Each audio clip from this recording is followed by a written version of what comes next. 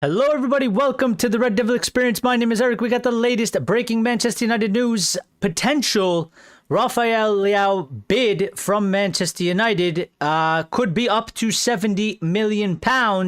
He is on the move, leaving AC Milan. Very highly coveted, an exciting winger. I mean, United have been looking for a winger, are interested in a winger. One has made himself available.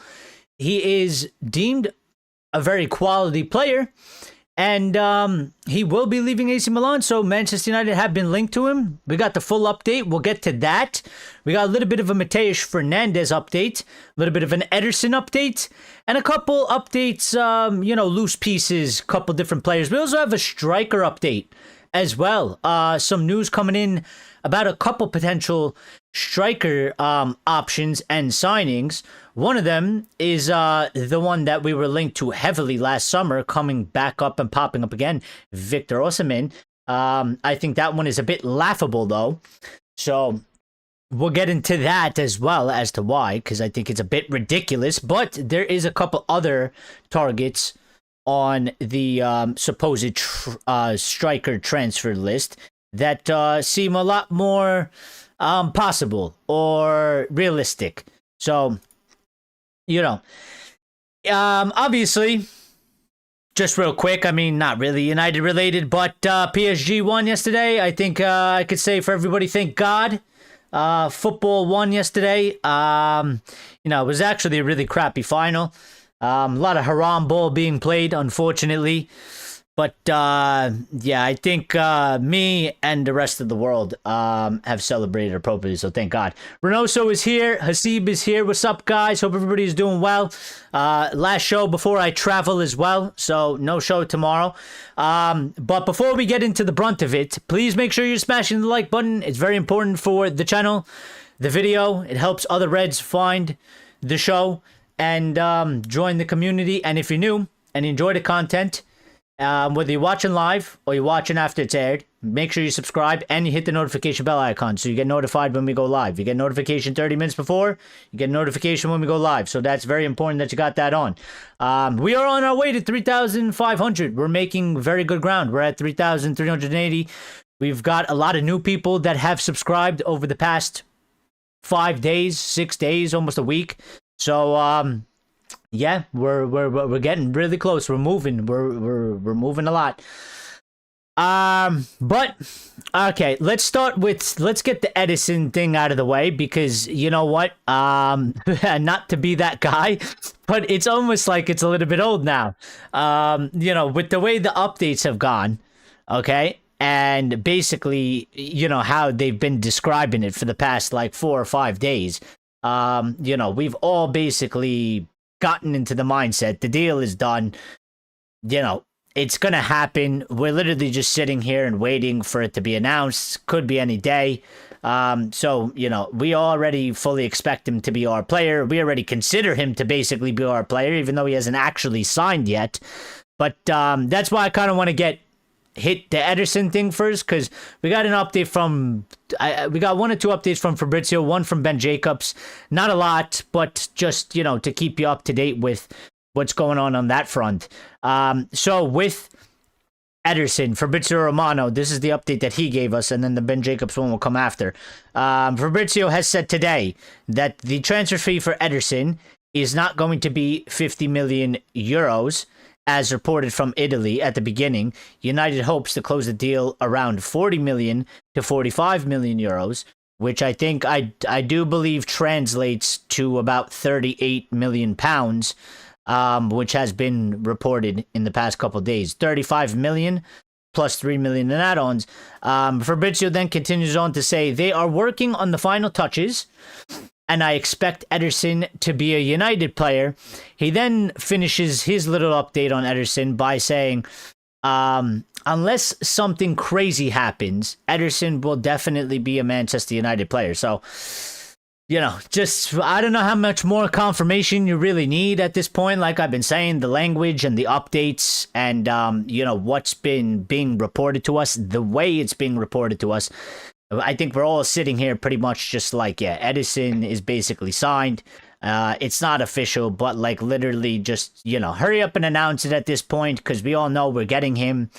It's pretty much done, and we're pretty much in the mindset of basically what Fabrizio said. Like, unless something crazy happens, like something totally out of left field, he should be a Manchester United player. So hopefully, we can just officially confirm it and announce it. And, we have that day. We celebrate it for those that are happy with the signing. Some of our fan base is not happy with the signing, but for those that are happy with the signing, we'll celebrate it.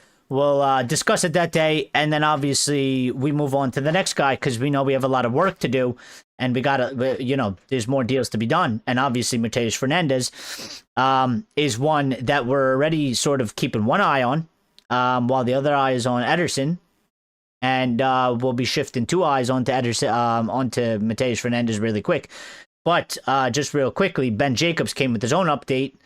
Around the same time, Fabrizio came up with his update, and Ben Jacobs said Manchester United continue in advanced talks for Ederson. All parties expect the deal to get done, although Manchester United are in no major rush. Some of the numbers suggested are inflated. The deal discussed is well below 50 million euros.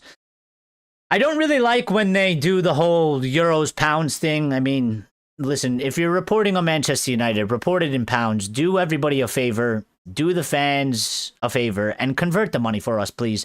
I know he's in Italy, and I know, Europe and Brexit and all that stuff and Serie A, and they're going to get euros. We're paying in pounds. But, like, when you do the update for Manchester United, please put it please put it in pounds. It's really confusing to people when we read one thing and it says 38 million pounds, and then you're coming here with an update talking about well below 50 million euros. We have absolutely no clue if that's the same or not. Why do I got to be Google? I don't need to do conversions in my head. Do the conversions for us. But I find it a bit interesting that he says, like, United are in no major rush. I mean, they should be kind of in a little bit of a rush because, like I just explained, let's get the deal done and let's move on to the next one. Because, first of all, the midfield, very significant this summer, and we have to make 3 pretty big signings. There's a World Cup in the middle of the transfer window, which is going to disrupt some potential deals, if we're going for any player that's going there. And we also, just in general, I mean, United fans would like our club to move quickly. We've been asking it only for the past, 13 years. So it would be nice to be a little bit in a rush. Let's get the deal over the line. Let's move on to Mateus Fernandes. There's no point in hanging around and lingering on. So, Axe is here.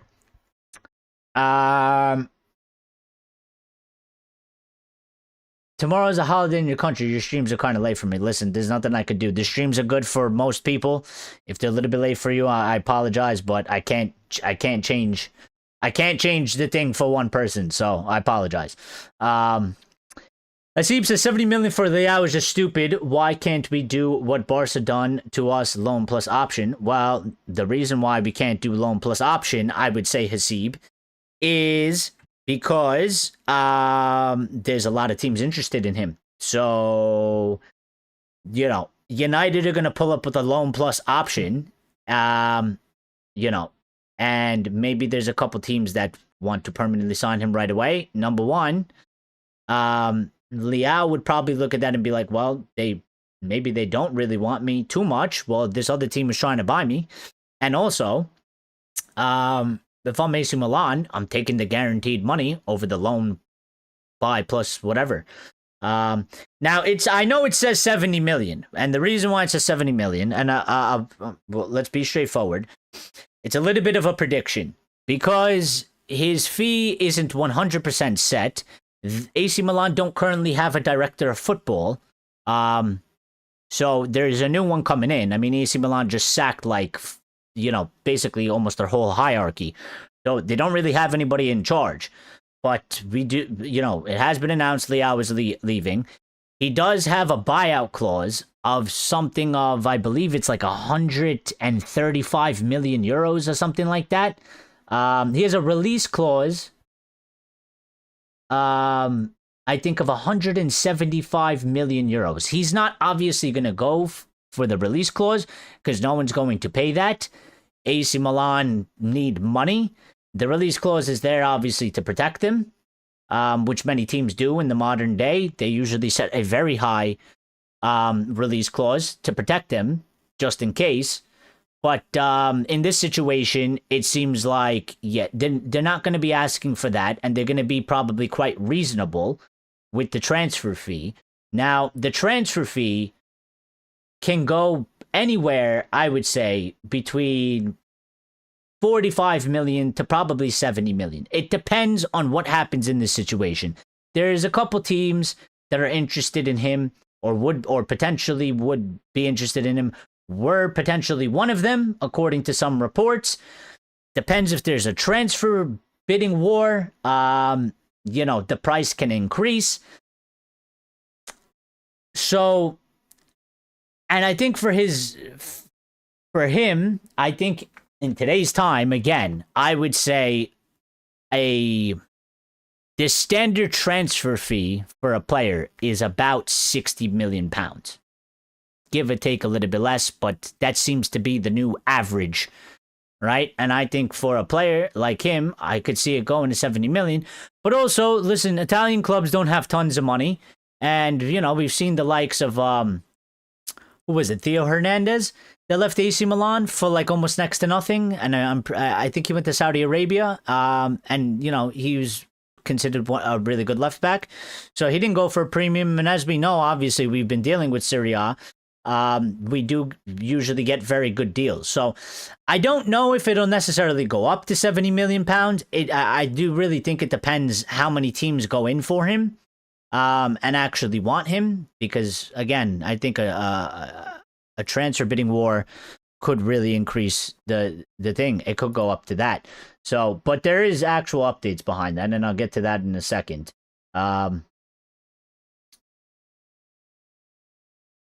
It's better to be cheap. I just real quick. I just want to put out a point. Sometimes you guys really confuse the crap out of me, okay? Because you scream and yell that Ineos are cheap and they're not getting us quality and they're not spending enough money, and then now I'm reading comments in the chat and you're saying it's better to be cheap. Huh? Do you want us to spend money and buy players or not? I don't know. I get confused. Natasha says, hi Eric, how's things? Hope you're keeping okay. I'm good. How are you, Natasha? Hope everything is good. Leao is washed. I would rather buy Leo DiCaprio. Leao is not washed, bro. Leao is not washed. Simon is here. Good evening. Hope you had a good weekend. I did. I think everybody had a good weekend because PSG won yesterday, so... But, I'm pretty good. Not bad. Sebastian's here. Says, hello, brother. Hope you're all right. I'm good, Sebastian. How are you? No need for Leao. And a lot of people not in on Leao. Actually, a bit surprised. Is Leao actually worth 70 million? Well, full disclosure, I mean, they haven't said what they're going to really be asking for yet. Like I said, they don't have a director of football right now at the football club. And as soon I'm going to tell you the details of the updates that we got today. I just want to get to the chat a little bit before I hit them. Temeskin says, I like Ederson, Tonali, Mateus Fernandes, Rafael Leao, Lewis Hall, Lewandowski, Maxi are the United better for next. I love Temeskin because he gives us a list of transfers that he wants, and then anytime there's like somebody new that gets reported, he always adds them into the list. Dorgo and Cunha are right. No point on wasting 70 million on a player who could be a prize flop. He has publicly said he wants to leave on high wages. He would be 55 million max.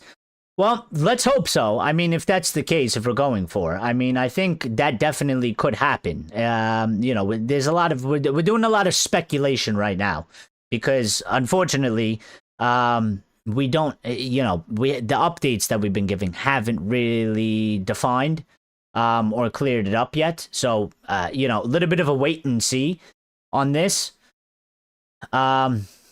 But I did do a little bit of research, and I mean that release clause is quite high. So, kind of trying to be balanced and fair about it and trying to make a good sort of calculated guess, I think it could go probably anywhere from between 50 to 70 million, I would say.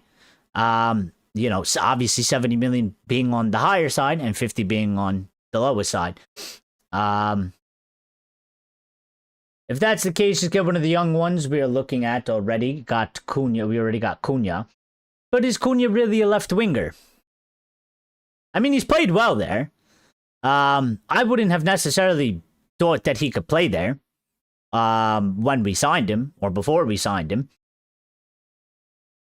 And we sort of had to make do with what we had. But going forward, I am quite interested to see if Cunha is going to continue playing there. It has been reported that United have been looking at a left winger. What happens when you sign that left winger? What happens to the team? Are they coming in and starting in that space? Is Cunha going to continue playing there? We also are potentially looking at a left back. We also have Dorgu. So, there's a couple things on that side that need to be sort of cleared out and answered. And I don't think we're necessarily going to get the exact answer until we start next season, or at least not really preseason. When we start next season, we'll get a better, clear understanding of exactly what Michael Carrick and co are, the decision that they've made. It's a bit similar to like last summer when we signed the 2 number 10s. Everybody's like, we wanted 1 number 10. We weren't really thinking of 2 number 10s. And we were like, what's kind of the plan going on here? And then, we kind of got the answer that Bruno is going to play central midfield and we're going to play the 2 new number 10s that we signed. Yeah. Axe, how do you know what Leao is? Do you watch the Serie A? Because you don't know some people in the Premier League, so I'm not inclined to take your opinion on Rafael Leao. You're calling him dog shit. And we're not getting Yamal, so stop saying Yamal. Because every time you say that, this is the last time I'm addressing it. I'm never saying it again. So you can write to the empty space in the chat. Good weekend. Slot sacked and another 20 years to wait until Arsenal win the Champions League. Yeah, that's another thing too. That kind of went under the radar a little bit. That Slot got sacked. I was like, what the hell? But he did get slacked. He got slacked. He got sacked. He got slacked. Slot got slacked. He got Slot slacked.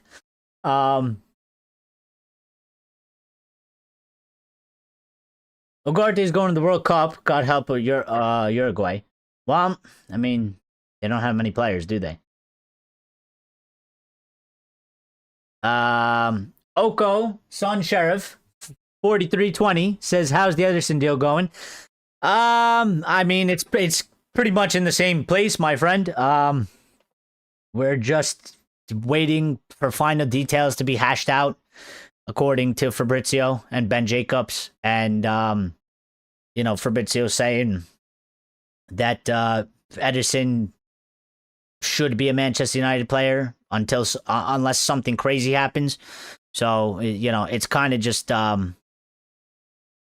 don't know. I feel like we're at the finish line, like near it, like we can see it, but we've kind of just stopped very short of it. I don't know, to get a drink break or something. So, I think it was like we were running and like now the finish line's in sight. It's literally not that far. And we're just like, yeah, we'll just walk the rest of the way. So my choice of 3 players in: Shuey, Ederson, and Fernandes. Forget Tonali and Anderson. Okay. Well, I mean, to me, I actually literally don't have a preference between too much. I mean, I like Tonali a lot. He excites me, but listen, if the club signs Tchouaméni or Tonali or Elliot Anderson, I could really care less. Get me one of them, and I think we'll be fine. I'm not too concerned. I think as long as you sign one of those top names, big players, with the level of quality, we're okay. I'm not too fussed about it. Not too fussed about it at all. Hazib says we want 2 in each position. Ahmad and Buemo, Sesko plus new striker, and Cunha plus new winger.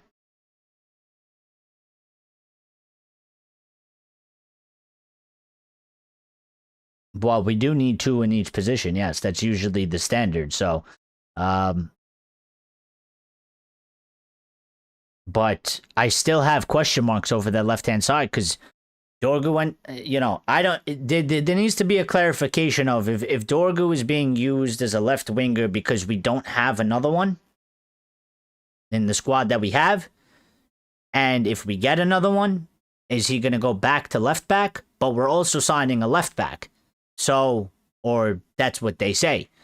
So for me, Dorgu is like, I don't know what's happening there.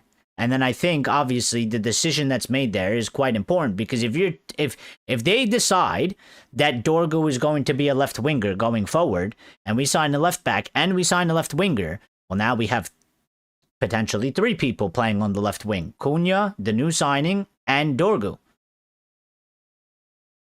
So there's probably not enough room for 3 of them in one spot. So one of them is going to have to move somewhere else. Could be Cunha, because he's not naturally a left winger. He played striker or number 10. So I don't know.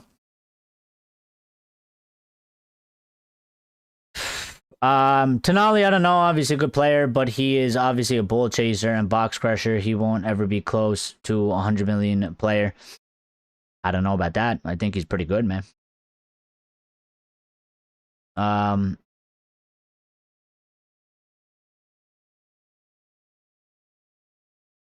Yeah, see, I don't really care, Axe. The way you rate things is ridiculous.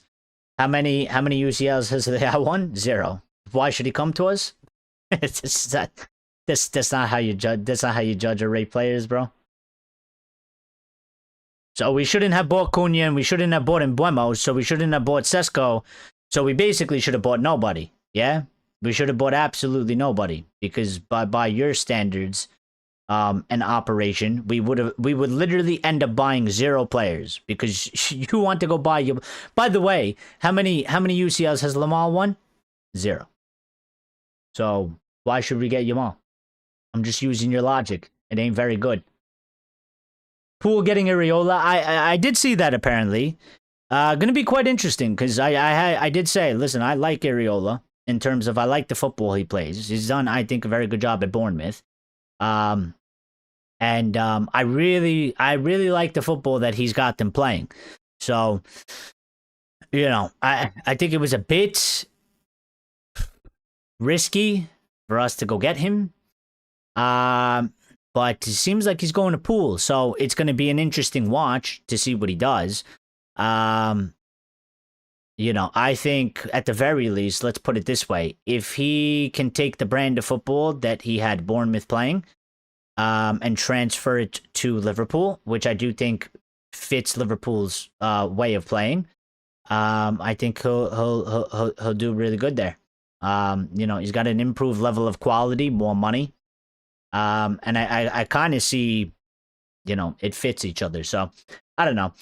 It's unfortunate because if he goes to Poole, now I'm gonna have to hate the guy, and I actually like the guy. I actually like the guy in general as a manager. I thought he was decent manager, personality wise and stuff like that, but it is what it is. We got Carrick. Which striker have we got in line? Is he going to replace Xerxes? Should he go? Well, I'll tell you in a second. All right. Dorgu's that Swiss knife who can fit all these positions even on the right.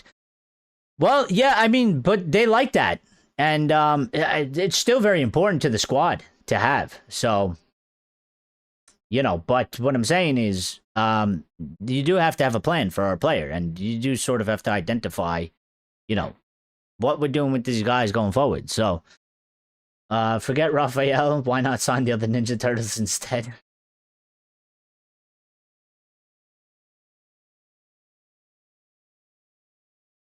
Um, okay. AP7, what's up? Big up. Okay. Updates. All right. So here's the Rafael Leao thing. So Gazzetta, La Gazzetta dello Sport, which is a very, very, very, very, very, very popular um, outlet in Italy, um, has said Rafael Leao is keen on a move to the Premier League, especially to Manchester United. Manchester United are interested, but haven't made a formal move yet. Well, that I fully expect. Okay, that I fully expect because I mean it was literally just announced. So I wouldn't expect Manchester United to make a formal move yet. Rafael Leao has been mentioned with Manchester United here and there. I do believe I think I remember some stories back in January. I think there was probably some stories a little bit before that as well. So this is one that's not like totally just out of the blue now. I mean, his name, we have been mentioned, or he's been mentioned with us a couple times here and there. There's been murmurings, there's been whispers that he was like going to leave AC Milan and whatnot. It's going to be quite interesting. I will predict this right now. He's going to Portugal, like, to the World Cup with Portugal. Okay.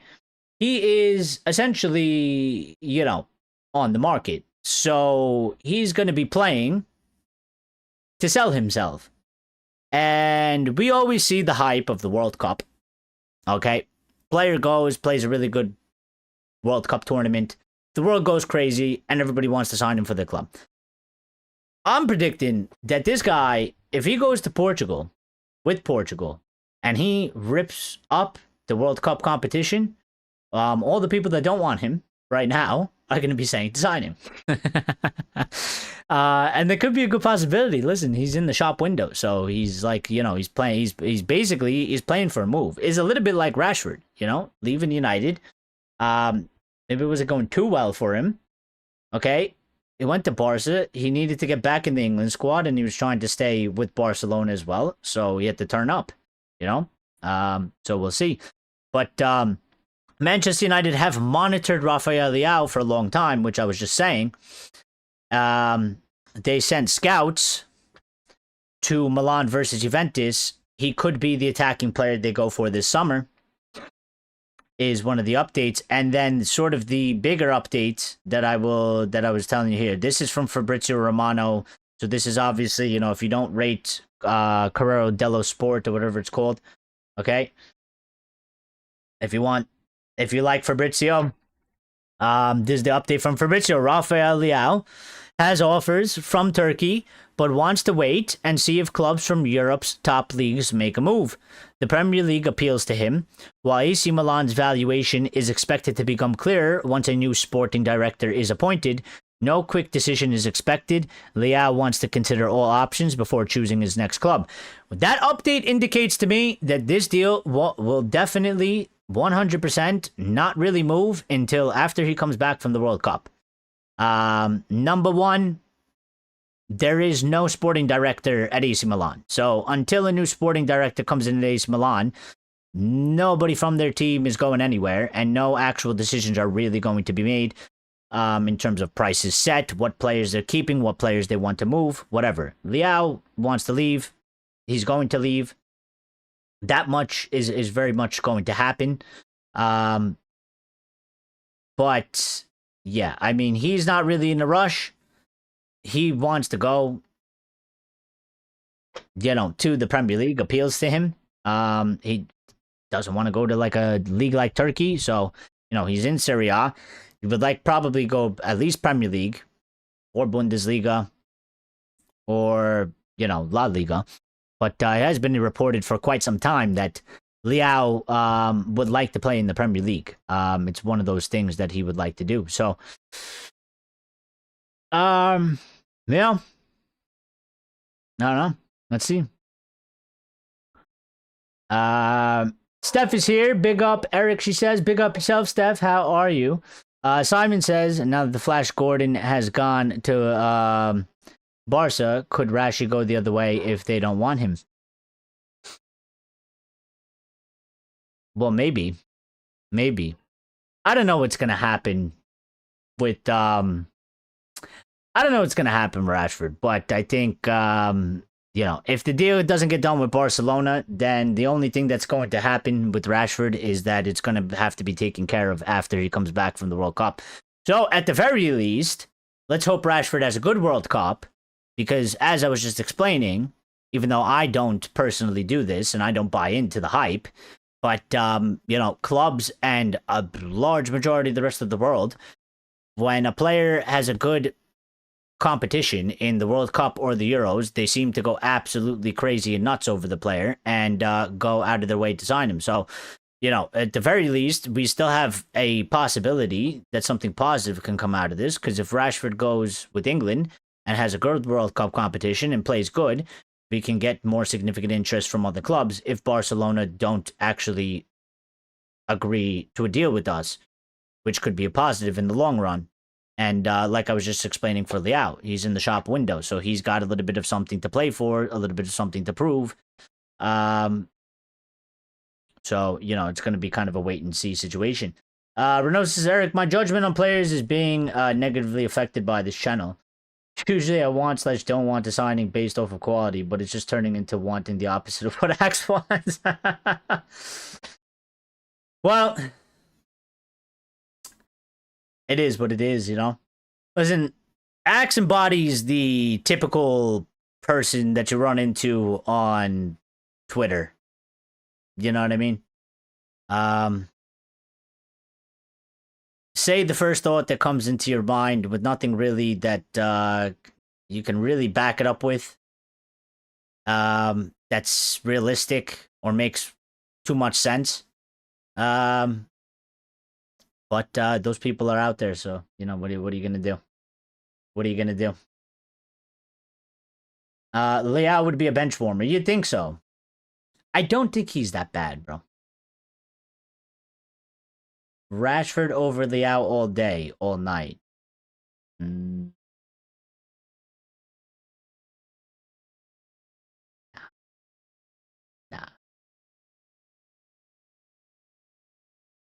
We don't want Rashi back. Let's not dwell on the past. Well, we don't want Rashi back, but he does. He would sell all his earthly possessions to get Rashford back. So I would rather see Leao go to Liverpool, Spurs, or Chelsea. See, I don't know. I think you guys are being a little bit. I think you're being a little bit too harsh. I think you're being a little bit too harsh. I think he's a pretty good player. He's got some good qualities. I think you're being a little bit too harsh. I think you're being a little bit too harsh. I've seen the guy play. He's got good speed. He can dribble. And he can score. Now, up until recently, maybe his time at AC Milan isn't going that well in the past, year or so. But, I would say prime example. I mean, Milan didn't really do that well as a team. Yeah, and we've kind of seen that before at Manchester United, haven't we? We've kind of seen that before at Manchester United, where there were some players, but our team was kind of shit, and then they went other places and they played okay, or they did better. So, I don't think Rafael Leao is a bad player at all. I'll take Rafael Leao.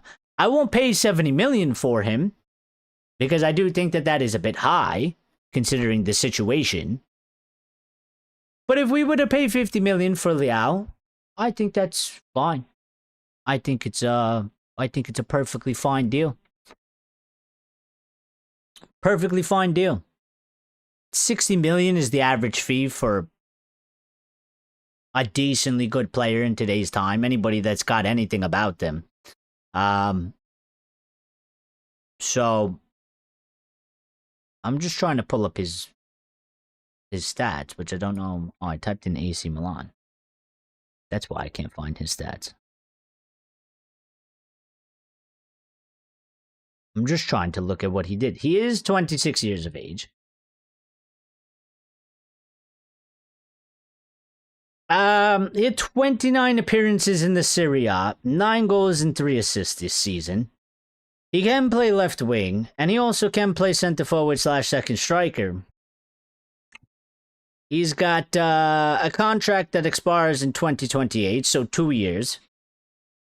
Hence the lower transfer fee. And right now, it seems like, at the very least, there's obviously the significant interest from Turkey, which is Galatasaray and Fenerbahce. And then United is very heavily leading the way in non-Turkey, spots right now. So,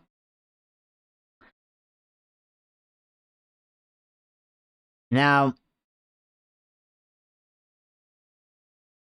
can I see his injury list? Or no? Can I see his injury list? Where is it? Ah, right here. Injury history. So, I mean, it's not bad at all. So, he had 2 in 2017-18. Then he was injury free for about 2 seasons. Then he had 3 in 2020-2021, but one was COVID. He caught COVID. He had a hamstring muscle injury for 21 days, and then he had a muscle injury again for 23 days. He had 1 injury in 21-22, was a hamstring muscle injury, out for 29 days. In 22-23, he had 1 injury, which is abductor pain, missed 10 days. In 23-24, he had 1 injury, which was again another hamstring muscle injury. That's a little bit, of a reoccurring one, but 32 days out. 24-25 season, he had a muscle injury, missed 16 days. And then this season that just passed, he had 3 injuries, but one was a calf injury, and he was out for 39 days from August 18th to September 25th. And then the last 2 was abductor pain. They kept him out for 21 days and 15 days. So he missed a total of 7, 8, 9, 10, 13. He missed 13 matches this season. So, I mean, injury-wise, that's not bad at all. It's actually very clean for a footballer. So,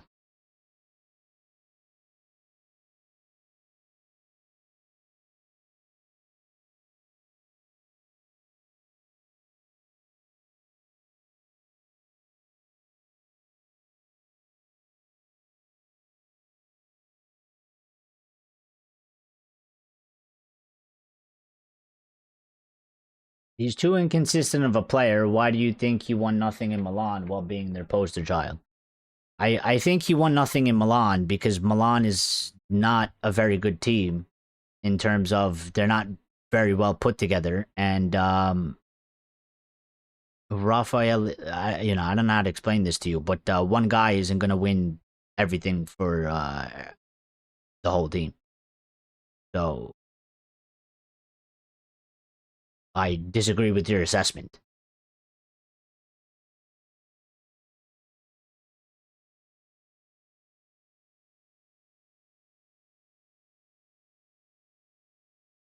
And also,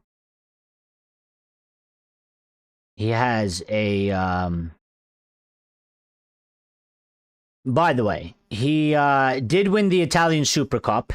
Okay. He has won the UEFA Nations League. He's won the Footballer of the Year at AC Milan. And he's also won Player of the Year in Serie A. So he hasn't won nothing.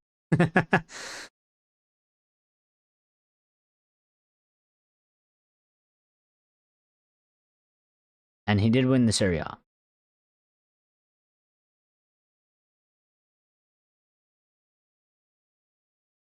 So yeah. Spurs No, never mind.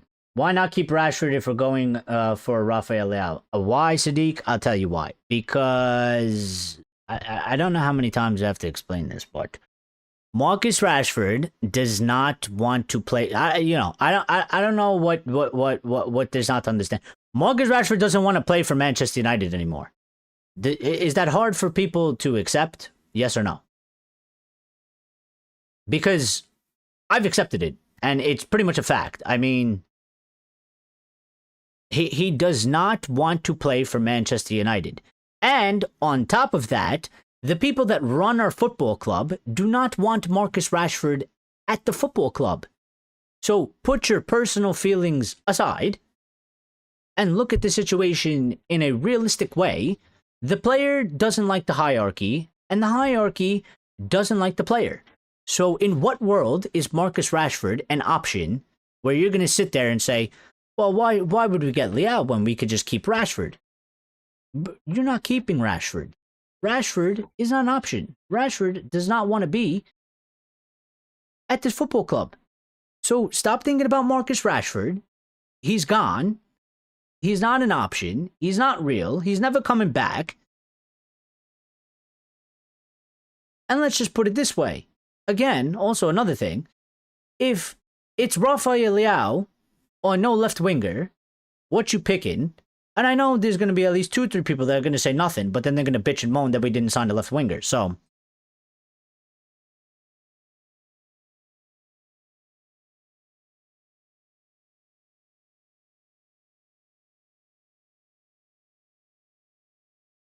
Leao is more accident prone than Shaw. He's not. Is he getting jealous over Shaw's injuries? No crocked players. He's not injury prone. That's not injury prone, Simon. I mean, I could literally pull up. Give me a name of any player right now. I will literally go and I will pull up their injury history. There are players that have probably doubled the size of that, and they're not considered injury prone. If you play football, unless you're Bruno Fernandes, you will get injuries. It's literally part of the game. That's not injury prone. That's literally far from injury prone.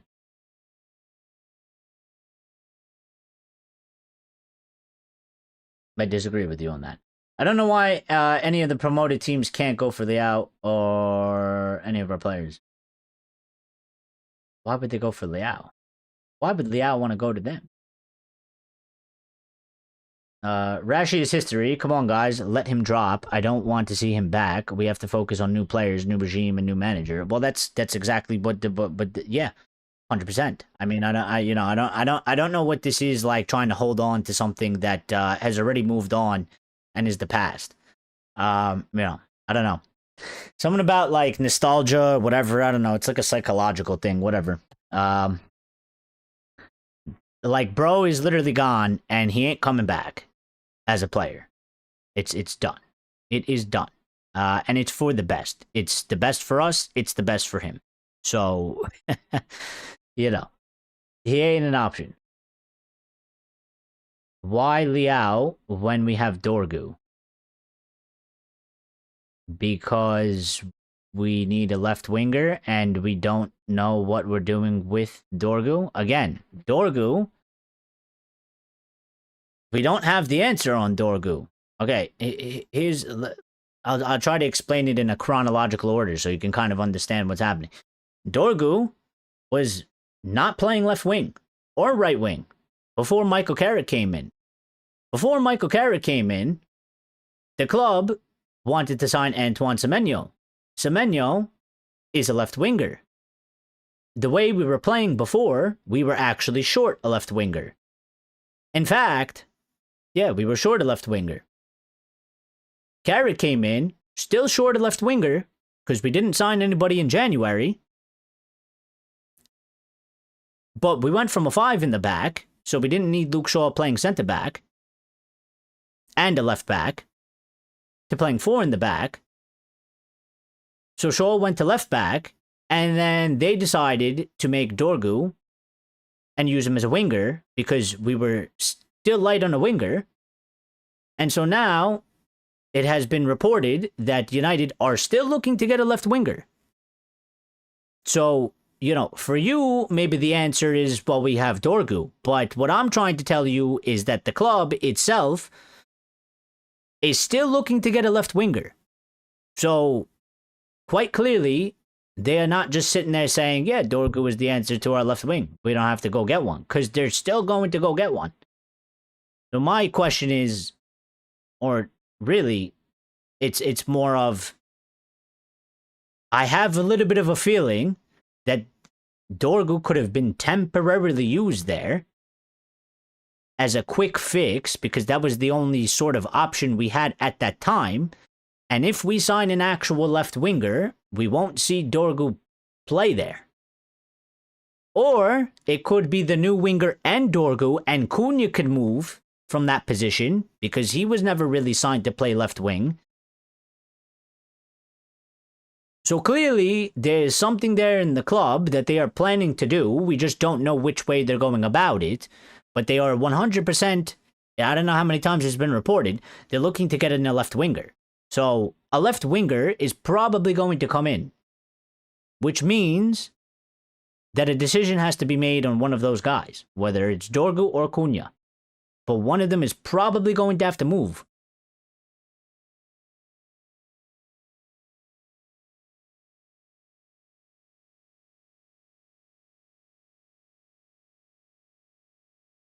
Bruno doesn't fear injury. Injuries fear Bruno's maybe 7. Yeah, it's the only one. It's the only one. I mean, Bruno is like the only sort of freak of nature. I mean, but that's like, it's not, that's not a normal thing. But any other player, like, listen, there's Mason Mount, who is like, so far, and Luke Shaw, except for this season, guaranteed that they get injured. They're going to get injured, and they're going to be gone for 3 months, and they're going to come back from injury, last about 3 weeks, and get injured again, and be gone for another 3 months. That is injury prone. Picking up like 2 small injuries in a season where maybe you miss like 2 matches, and maybe that happens to you, once or twice every season, is not injury prone. It's pretty normal.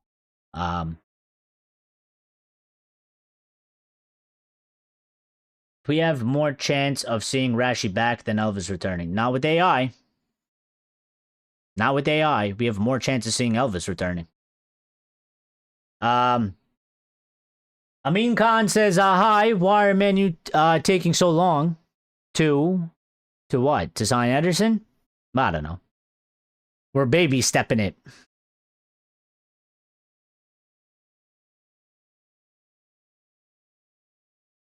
Okay, but was brilliant as left wing. No, I agree. Listen, he seemed to be doing good at left wing. I think he was actually really enjoying himself.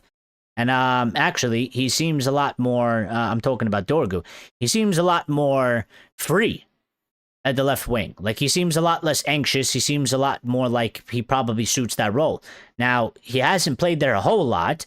It's looked good, in the short time that it's done, that it's been done. I would probably double down and say I would like to see a larger sample size of it, because I'm a little bit like, I do compare it to a little bit like Bruno, because throughout the time, Bruno mainly played the 10, but every once in a while, Bruno would end up in central midfield.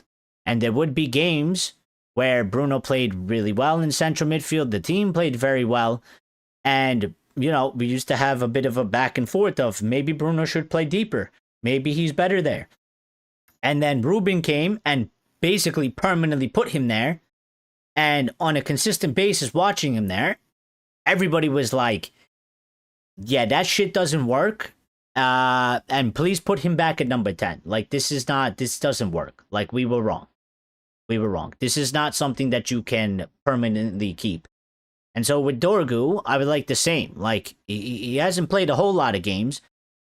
He's played very well in the short amount of games that he's played in that position. I would like to see more of them so I could get, sort of a bit of a final answer to it. Because, listen, he could have done very well now, but, after 50, after, I don't know, let's just say 25 matches of playing there in a row, I would be like, yeah, well, it started off pretty good, but now, it's pretty shitty, and we don't really like him there.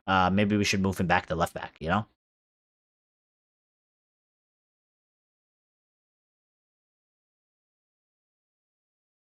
No injuries have gotten near Shaw this time. Hard to believe, isn't it? It is a bit hard to believe. I mean, it is. It is a bit hard to believe that, again, like this season, just, I mean, to sum it up, the guy that never gets injured in Bruno Fernandes actually got injured, and we missed him for a little bit. And then the guy that always gets injured and is never available in Luke Shaw literally didn't get injured and was always available. So it's like,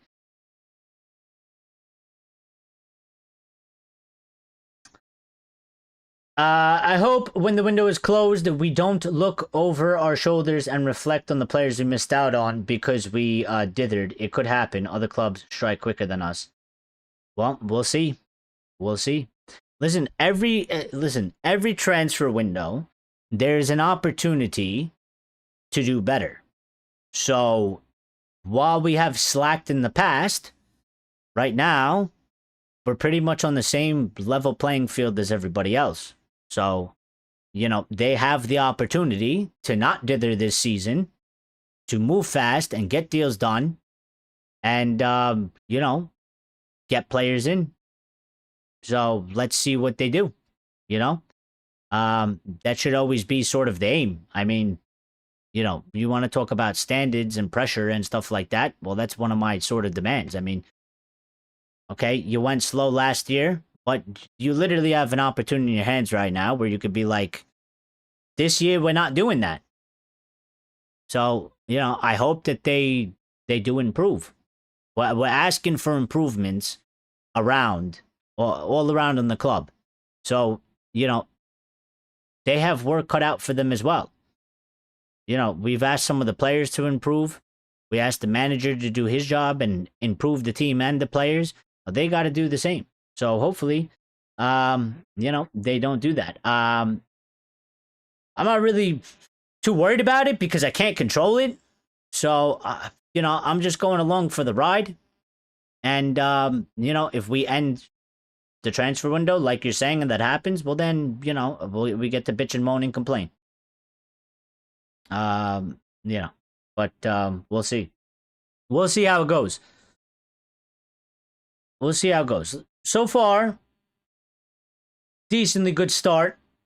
Okay, with the Ederson thing, I think it's going to be a good indication of once Ederson's actually confirmed. How fast does it take to do the second signing, which many people, are leaning towards Mateus Fernandes. But if it's not Mateus Fernandes as the second signing, doesn't mean that we won't actually sign him. Maybe he's the third signing. Maybe we do another signing because sometimes you just never know in the transfer window. But I think we'll get a good indication, basically, once Ederson is announced completed. How much time does it take between when we announce the first signing to how long it takes us to do the second signing? That would be a good sort of indication of how fast we're actually moving. But until that happens, but kind of basically, we're worrying for nothing.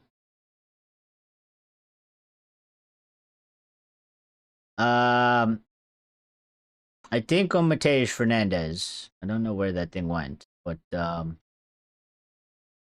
Mateus Fernandes, there's a couple weird stories today. I guess because it's Sunday. I don't know. But there was one update that Manchester United are preparing to make their first offer for Mateus Fernandes. So let's see in the next day or two if that sticks or it sort of reverses a little bit. Because sometimes it kind of seems like, imminent bid imminent, bid incoming, and then you get a couple updates and it's like, yeah, that bid's not coming in yet, is it? It's gonna happen maybe later on. But that was one of the updates. And I think like this isn't really an update, but I think Mateus Fernandes once upon a time said somewhere along the lines of where the hell did it go? Apparently, in an interview as a Southampton player, he once said Old Trafford is the best place I've been in to play. So, we did have reports that he's made us priority, and we are his top destination, and if you want maybe a little bit, if you want to read in between the lines a little bit more, I mean, he did say that once upon a time, so it does seem like he likes us. A couple weird stories here. Okay, there is one on the striker position. So with this striker update, interestingly enough, because the striker position has been loosely mentioned,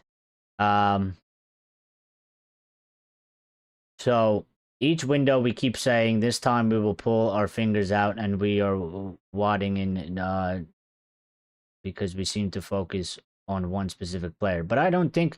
But here's the thing: I don't actually agree that we're focusing on one specific player. I don't see that happening right now. So I know what you're talking about because we used to do that a lot. And we did do a little bit of it last summer, but so far, I mean, with the transfer list that we have and the targets and sort of the updates that we're getting about all the targets, it does seem like we're operating on multiple fronts right now. I mean, last summer we did do Cunha, and then basically we were stuck on Mbuemo for like about a month straight before we moved on. But Ederson seems like, he's basically done. And then Mateus Fernandes, but there's also, still Elliot Anderson, still Tonali, and all these other updates that we're getting. So,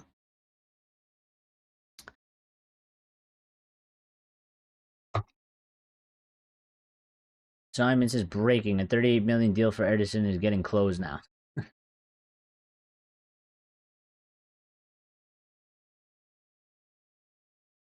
I will believe we have got our first player when I see him sign a contract on Sky Sports. What about Morgan Rogers? Should we sign him? I mean, we could. I mean, if you're going to spend 50 million on Leao, you could sign Morgan Rogers. Although Morgan Rogers is going to cost the 80 million plus. Fernandes scores for United with an assist from Fernandes. I can't wait. I hope we can get the Fernandes deal done ASAP. Well, I mean, that one, I think, listen, in my opinion, really, it shouldn't, that one, if we're serious about it, that one shouldn't really take long either, per se, because I think, like, the fee isn't one that should be haggled over too much. I think, West Ham will probably ask for 60. And I don't think it's one that's like quite difficult because I think, United will probably want to pay like 50 or 45. Although I will say that's probably what's holding up this Ederson deal because it does seem like we're sort of using the situation to our advantage. We are trying to probably penny pinch just a little bit, which seems like what's holding up this Ederson deal. Little minute details. We can afford to do such a thing at this point in time because, I mean, he's coming to us and he's rejected all of the clubs, so it's not like the deal is going to fall through. We are using a little bit of leverage, which I don't mind because if you have a little bit of leverage in the negotiation table, why wouldn't you use it? I don't care if it's 3 million, 5 million, or whatever. If you could use your leverage to pay a lower fee, why would you pay the higher fee? So with the Mateus Fernandes thing, I think, listen, I mean, they're setting a price. It's not ridiculous. They'll probably come down from it. United will probably meet them in the middle. Mateus Fernandes has reportedly given us priority over everybody else. So I don't see how that deal should necessarily take too long either. If we're given priority, and he actually gives us priority, like the other like the other players, like Cunha or like Mbeumo or like whatever. With the Brentford thing, Brentford were sort of a pain in the ass, which is why it took a while. But West Ham, they need money, and they're not like Brentford. They didn't, they got relegated and stuff, so they're not really in a position to be like holding out and waiting. They got a lot of stuff that they got to do as well. They need to raise 150 million pounds, and they were already looking to raise money, before they even knew that they were actually going to get relegated. So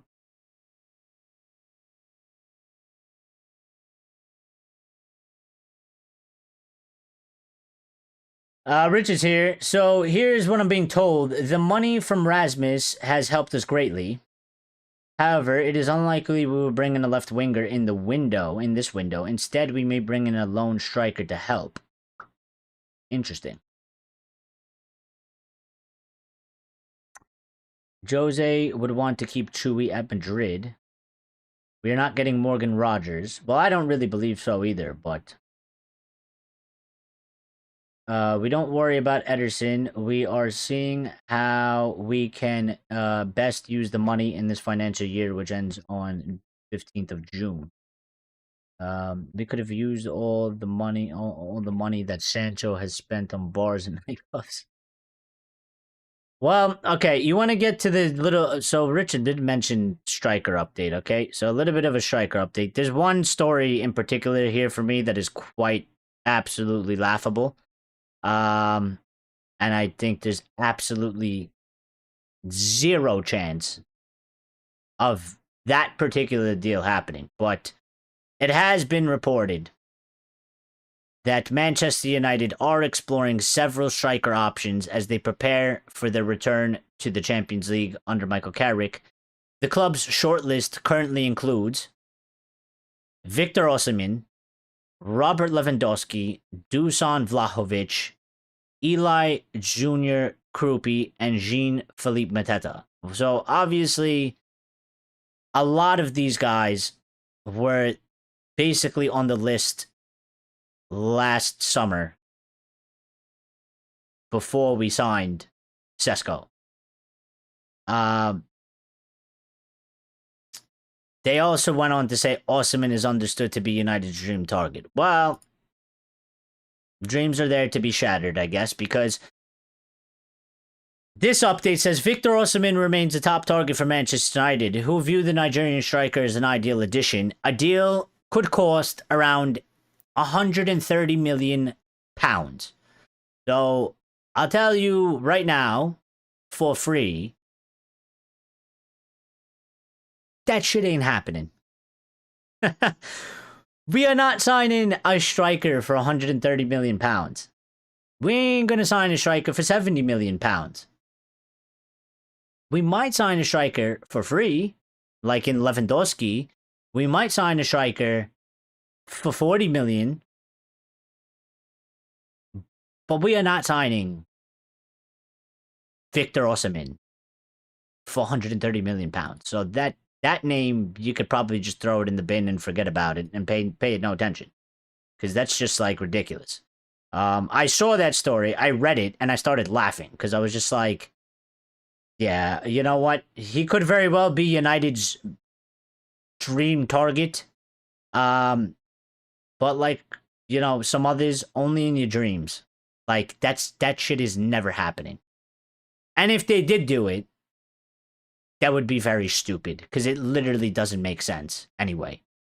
It literally doesn't make any sense for the plan for the squad. It doesn't make any sense to do such a thing. So,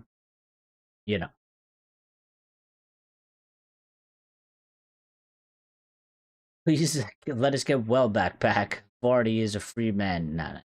Lewandowski would be okay for you. Krupi sounds like a disease to avoid. Well, listen, I think with Lewandowski, it wouldn't be bad, but I would advise people that if you think Lewandowski is a good deal because he's free, okay, I just advise you to make sure that you do understand that a lot of the times, signing player for no transfer fee is actually still quite expensive. And sometimes it actually depends on how long you sign them for and how much money you're giving them. But sometimes it actually comes out a lot more expensive for the club, per year. So I don't know, what he would be asking for in wages. Significant signing on bonus because you don't have to pay a transfer fee. I was about to say club agent fee. Agent fee is significantly higher as well. And obviously the wage is going to be higher. So, it's not really free per se. And it's not always necessarily cheaper as well. It could still be pretty costly. That's a bit of a myth that it's like, oh, we're signing him for nothing. Well, it's not really nothing. We're still spending money. And actually, sometimes the deal is structured in a way that we actually, if we were to just pay a transfer fee for him and pay the wage, it would actually come out cheaper per year than just signing him for no transfer fee and giving him all the money up front.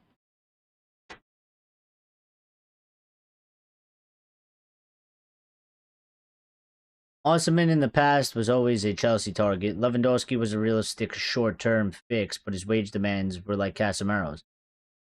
Well, I don't know. So, I mean, he is apparently still there. So, I don't know what we're going to do on that front. But I do think we have to get the midfield done first.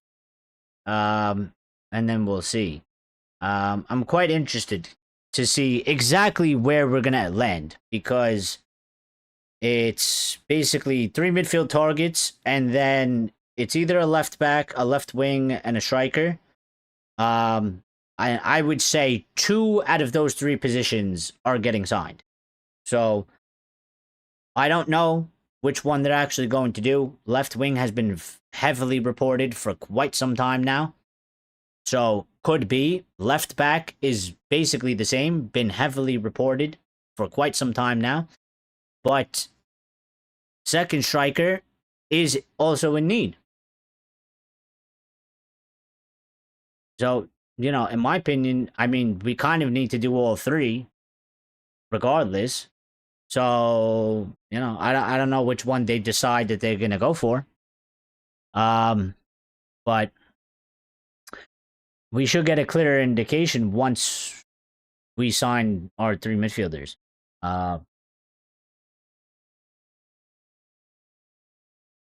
Yeah.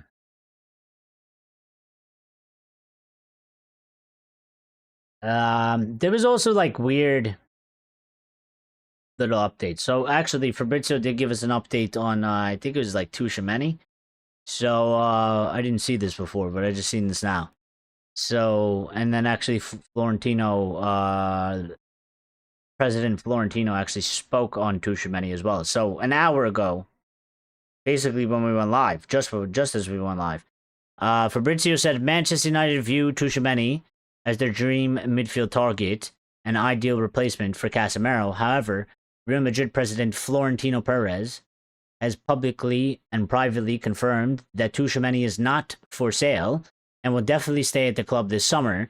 Despite United's high interest, any potential deal faces major hurdles, including Tchouaméni's high salary and Madrid's firm stance, making it a long-shot dream rather than a realistic or imminent transfer. That is Fabrizio Romano. And then Real Madrid president Florentino himself came out and publicly said on Tchouaméni staying at Real Madrid this summer, and he said, for me, yes, of course. So, one of 2 things. It's over, and that's it. Walk away. You know what I mean? Just forget about it. It's never happening. Or he's playing a bit of a game in that he knows that there are clubs out there that are seriously interested in him, and he's playing hardball. And he's sort of doing, I guess, the job that is required of him to do because he's looking out for the best for Real Madrid, and he's going to make sure that he keeps the price up for Tchouaméni and sees if anybody sort of bites the bait in the fishing line, because sometimes somebody tells you no and people don't take no for an answer, so they're willing to make an offer, I guess. And that angle sort of makes sense, because if he came out and he's like, Tchouaméni is for sale, and with all these reports of like there's problems in the Real Madrid dressing room, and they're fighting people, and he's not wanted, well, his price drops just because of that. So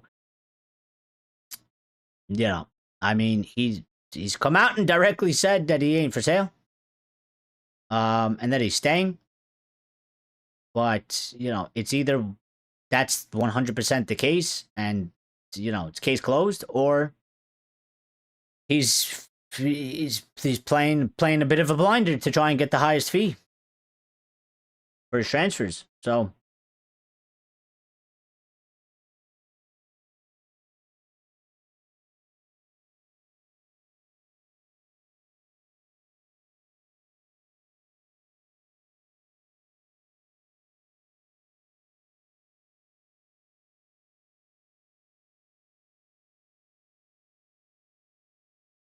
or midfield is a priority. It's got definitely 100%. It's got to be. I do have to say that after the last window, I trust the club. The last summer window, I mean, I do trust them pretty much. I mean, I trust them more now. Let's put it this way: I trust them more now than I ever trusted Woodward or Arnold. So, again, like for me, I do think that like we have improved in that area. I'm not saying that we are,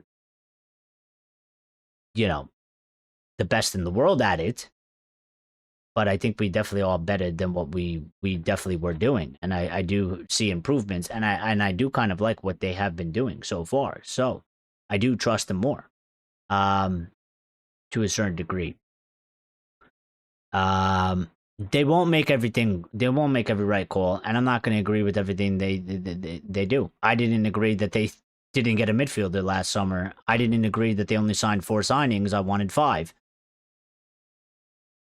We've been through the whole season. I still think that I was correct and they were wrong to do what they did, even though we've managed to finish 3rd. But yeah, I mean, I look at it again and I'm just like, I'm at least for the part right now, because I was worried for a little bit because they kept saying United are going to sign 2 midfielders, and the midfield is obviously a glaring giant hole, has to be priority whether you want it to be or not. You have no choice but to address it. But they were talking about 2 midfielders for the longest time, and I was like, well, we need 3 because Ugarte is not a real option. So they did come to the part where United are looking to do 3. So for me, as it stands right now, with the window not even officially being open, I'm feeling pretty good about what they're doing so far. It is a good start. It is a good start. I'm pretty much on page with them right now. I want 3 midfielders. They're reportedly going to get 3 midfielders. And then the other positions, we got to see what happens.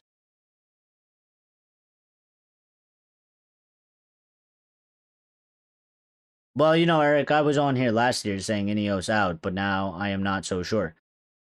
I do. And that's fine.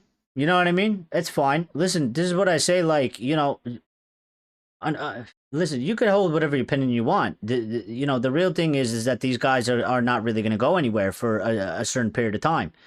And, when it comes to them for their job, I mean, like, they have every opportunity to prove anybody that doubts them.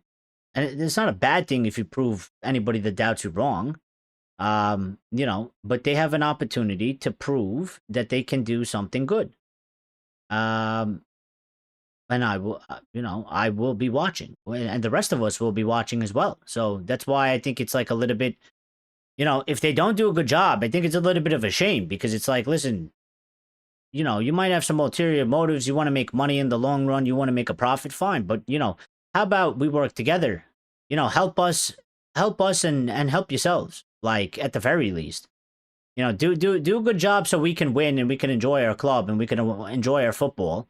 Okay, and we can be like a respected team again, a respected club, and not be like a joke. And we win things on the pitch, and then you make money, you know.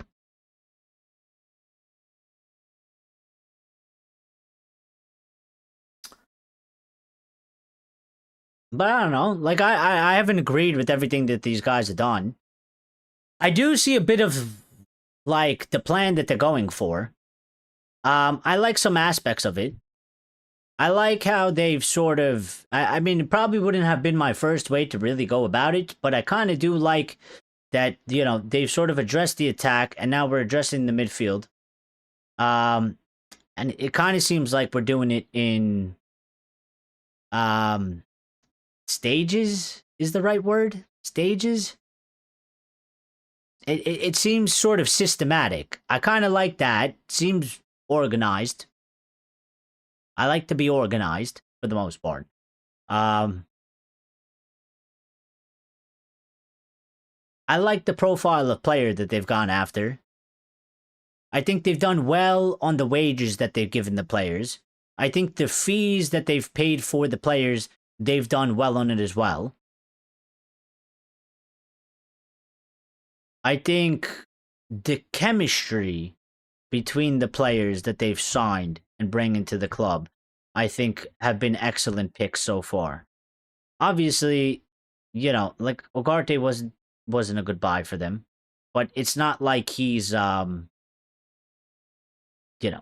Sancho and he's not like Alexis Sanchez or something, or he's not like Angel Di Maria.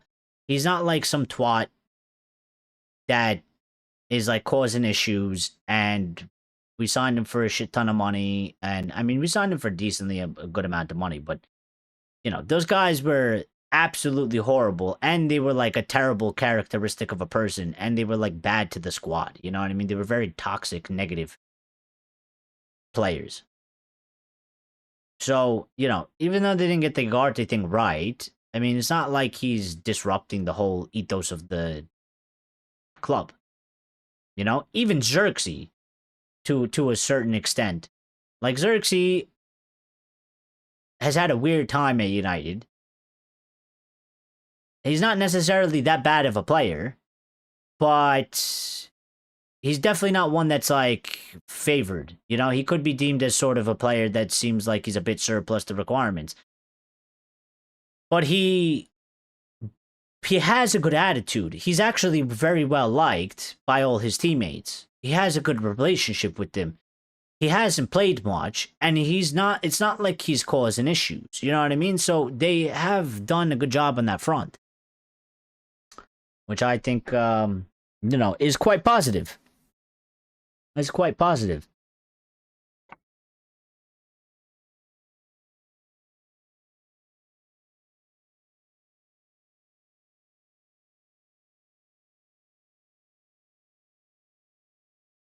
I really like Ahmad, but I'm slightly worried about his recent performances. Well, I like him too.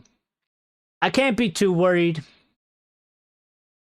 in terms of, I don't know, for me, it's a little bit like, I don't know, it kind of happens, you know what I mean? Um, I mean, I guess I'm a little bit worried because I would like him to do good, you know what I mean? Um, but I don't know, there's only one way to sort of fix that, and it's just, he's got to put in the work. And he has every opportunity next season to turn it around, So it starts with him. It starts with him. I don't know what it is that he's got to do. Only he knows that. But you know, whatever it is, you take the necessary steps, get yourself right mentally, physically, um, you know, and come into next season and you know, be ready to prove something. You know what I mean? In terms of like, yeah, like put it behind you. Like last season, you know, I had a dip in form. It wasn't great. I'm back.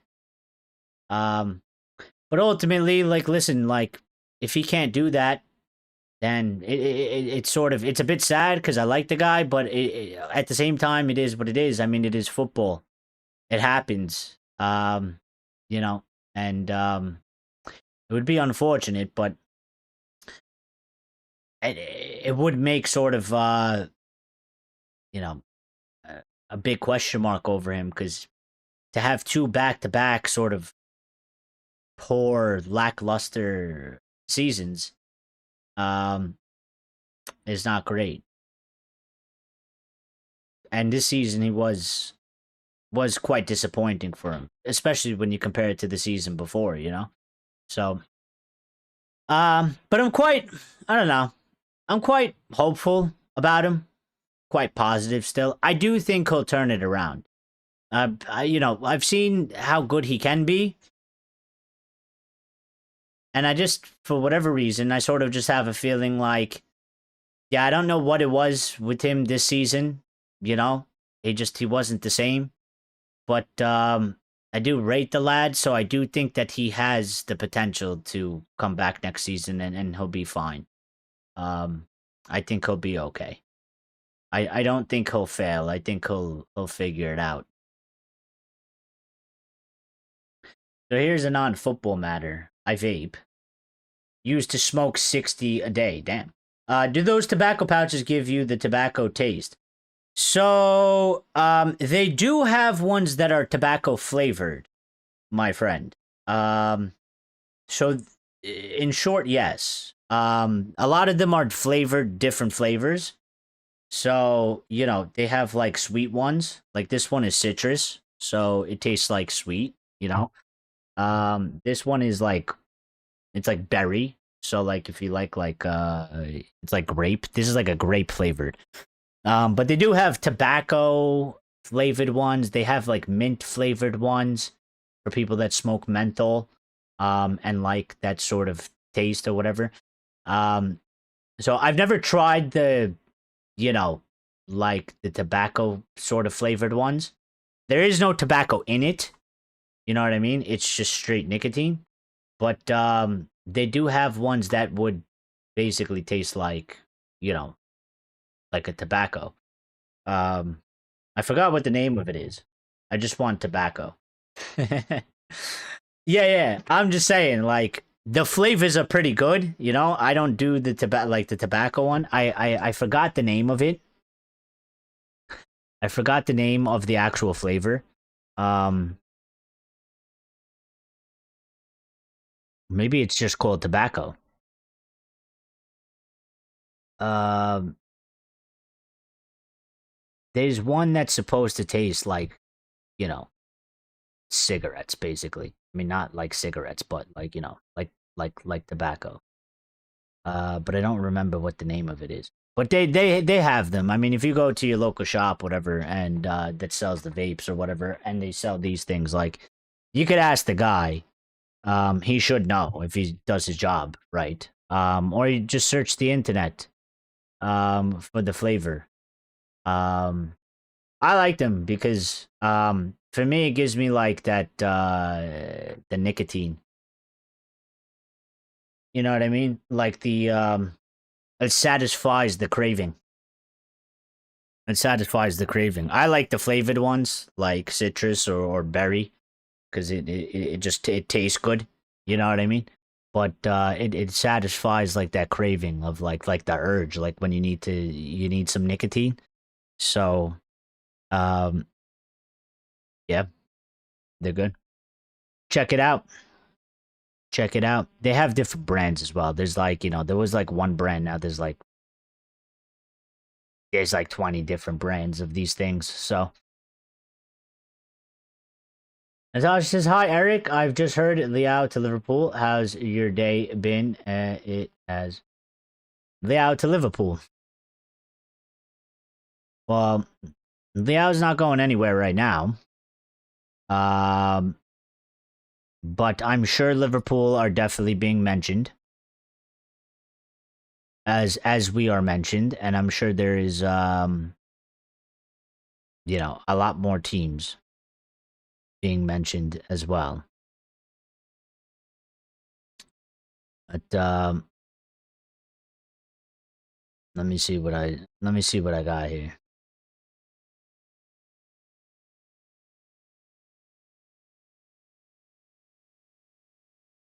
Now, Leao did recently say, "I often watch the Premier League. I like Manchester United especially because of Cristiano Ronaldo, who is my idol. But also, Arsenal is a team I follow on TV." Now we definitely don't want him.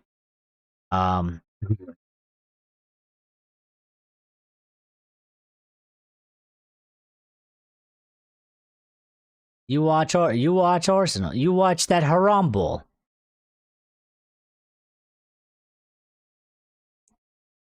You actually take the time out of your day to go watch that haram ball.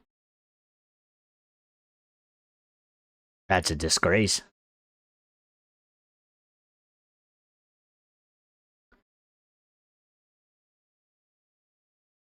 I'm just reading some articles that they're writing about this, but I can't seem to find, because they're all Manchester United driven, yeah? So I can't seem to find any real mention of other team. I'm trying to find like a neutral source and not like a United source or like, an article written about United. Specifically United, give us like this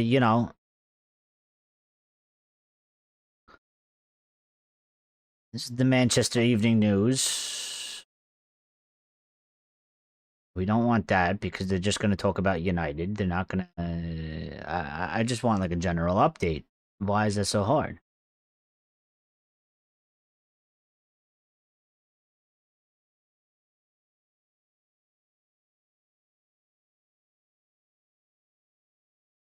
Don't see it. I see Areola to Liverpool done deal and Fernandes done deal. Who said that? Who said what?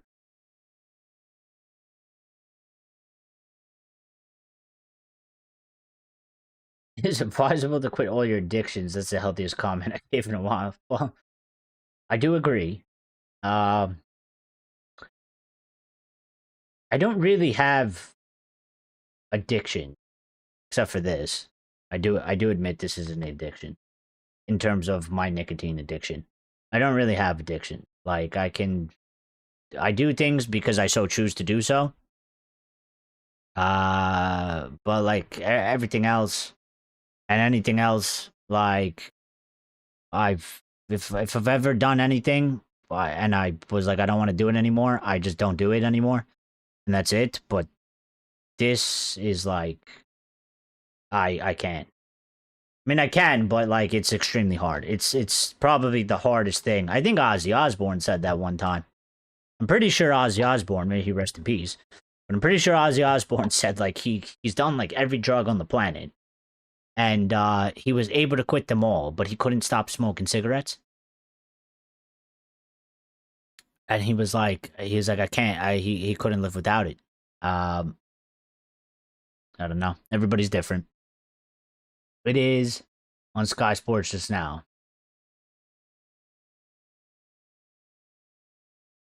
Yeah, but you know what? I don't really I don't really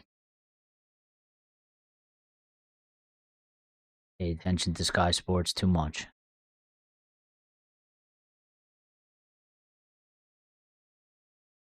I don't really buy Sky Sports too much. 3 days ago is what I got. I mean, I don't have Sky Sports, so I can't put it on the TV to see. But the internet is not yielding any recent update. I watch a podcast, Julian Dory. Yes, I know him. He was advertising them, Stephanie is trying to cut me down on the vapes because I use a bottle a day. Yeah, I would say, I would definitely say, Richard, because actually the vapes are probably worse than the cigarettes. You know, even though they're a bit cleaner in terms of like, there's no smell. Um, and you might feel a little bit better, but they're worse, in their own way. And I would say that these are probably, I mean, I'm sure they got something about them that's harmful, maybe to your gums or something like that, but they definitely are better. You don't want to mess up your lungs or something like that, which vapes can do. Um, because I was like you. I used to smoke cigarettes. I didn't smoke as much as you did. You smoke a lot.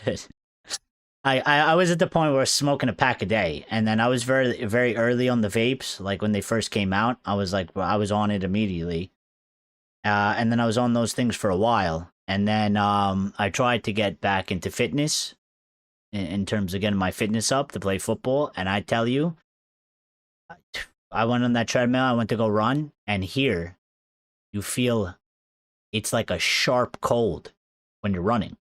It's like a sharp cold, and that's from vaping. And it's a bit painful. And I was like, shit. I was like, I never had that feeling when I used to smoke cigarettes. That never happened to me. And it's a bit painful. So I was like, I need to stop the vape thing. And then one of my friends had these, and he told me to try them. And he's like, oh, it's just nicotine. There's no like actual tobacco in it. So he's like, you could do whatever you want. He's like, you don't have to spit it out like normal chewing tobacco. I tried it and I was like, huh. I was like, I don't have a craving to smoke. So I was like, I like them. Well done, the PSG. Thank God. Anderson to City, done deal. All right, gosh. You can try if you try your hardest. I'm sure I can, but I probably have to lock myself in a room for like 3 days. I drink too much, I eat too much, I vape too much. Yeah. Yeah, I mean, you're not the only one, you know?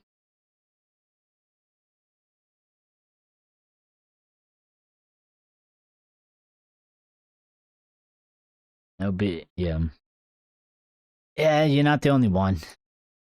It's hard to do everything in moderation or be clean 100%. To those of you that are, respect. One day we'll get there. I've thrown the vape out though. I had the vape the last couple shows. I've thrown it out. It's never coming back. All right, the vape is gone because I did quit the vape for I did very well, and I quit for like 8 months straight. And then while I was on holiday, my friend had one, and I was drinking, and I was like, oh, let me get like a hit because I ran out of pouches, and I was like having a nicotine withdrawal, and I hit that thing a couple times, and then I got addicted to it again. Uh, so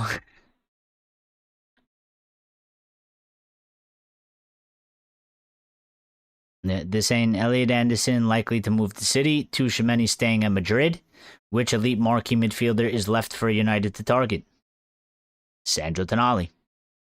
Or, like many people have been saying, there's always Baleba.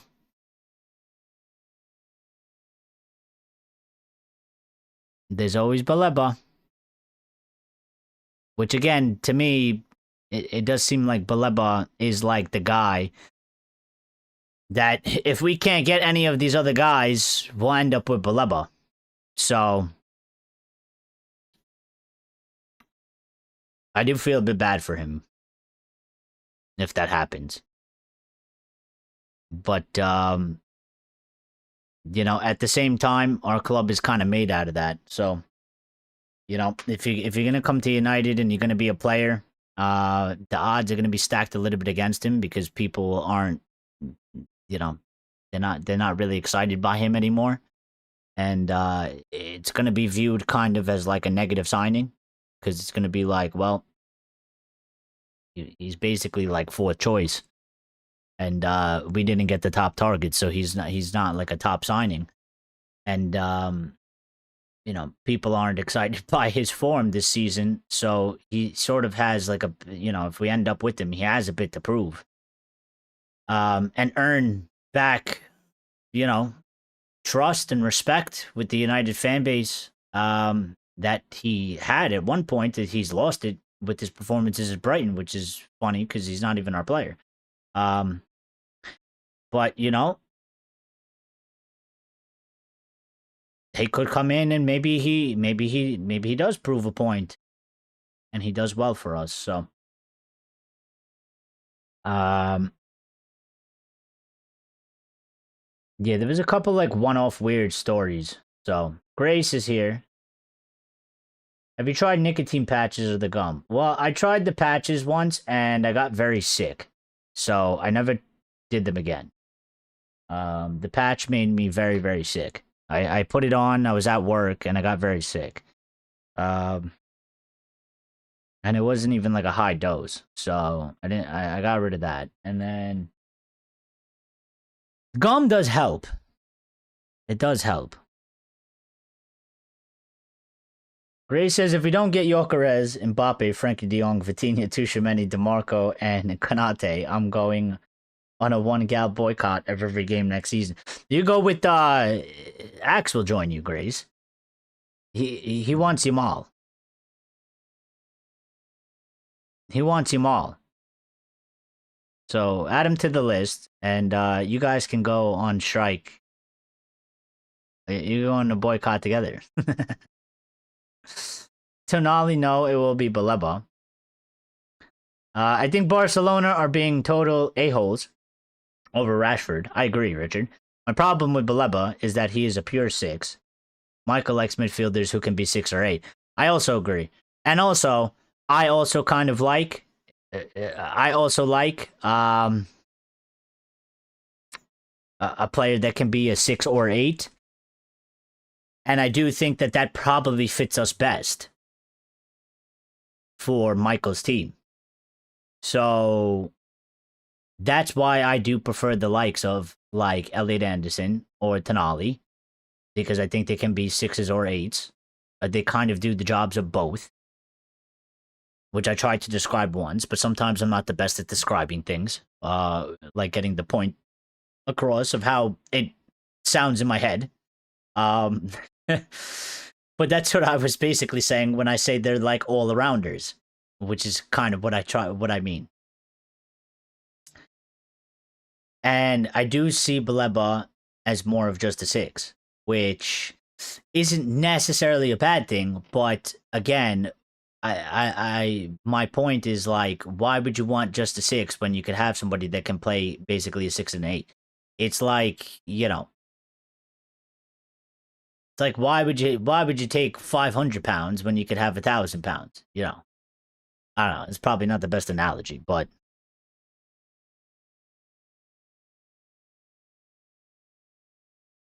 when you want to smoke, eat something. No, don't do that.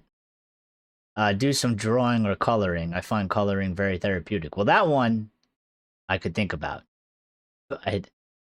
I should not. You should not be eating something when you want to smoke, because that's how you gain a lot of weight. I know, because I've done it. When I went to go quit cigarettes, okay, I was eating massive amounts of food to feel the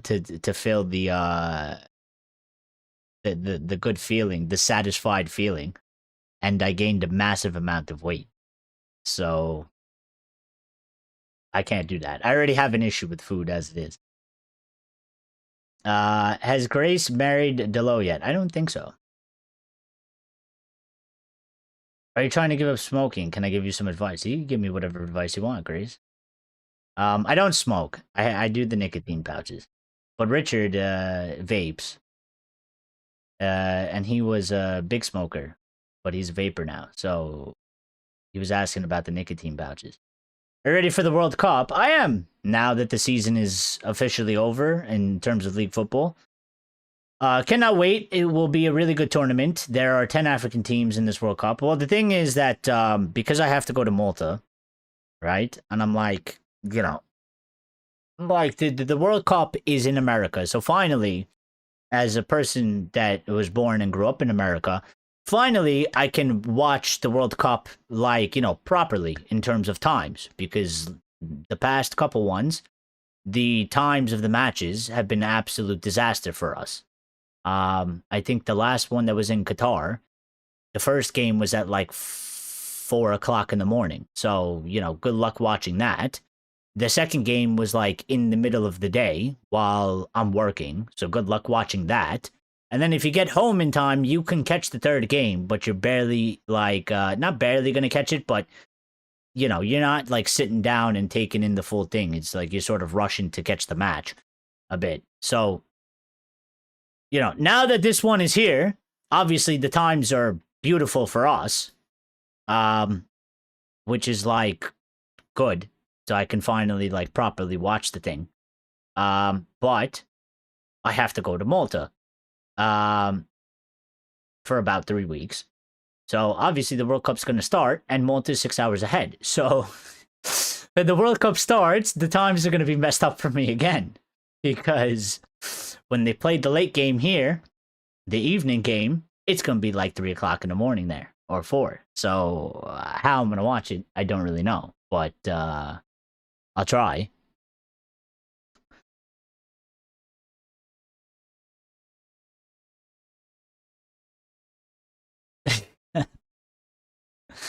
Coloring. Listen, don't hate on people. If coloring is good for them, then whatever works. Yes, quitting smoking will make you gain weight. I'll send you. Yes, send me a coloring book. Can you send me a Delo coloring book, Grace? I would like a Delo coloring book. I want a full coloring book, like about this much pages, and I just want every page to be Delo. And then I'll color them in. And then after I'm done coloring them in, I'll send it back to you. They're adult coloring. Stop being weak. But you are not a night owl like me. I am, which is another problem that I have. When I retired, I told Stephanie we would go somewhere different every day. However, I drank Guinness every day and listened to Pink Floyd. Went from 17 stone to 27 stone. And sometimes it just happens like you don't even realize. You know what I mean? Until it's already happened. Why? So you could use it as a dartboard? No, I want to color in below.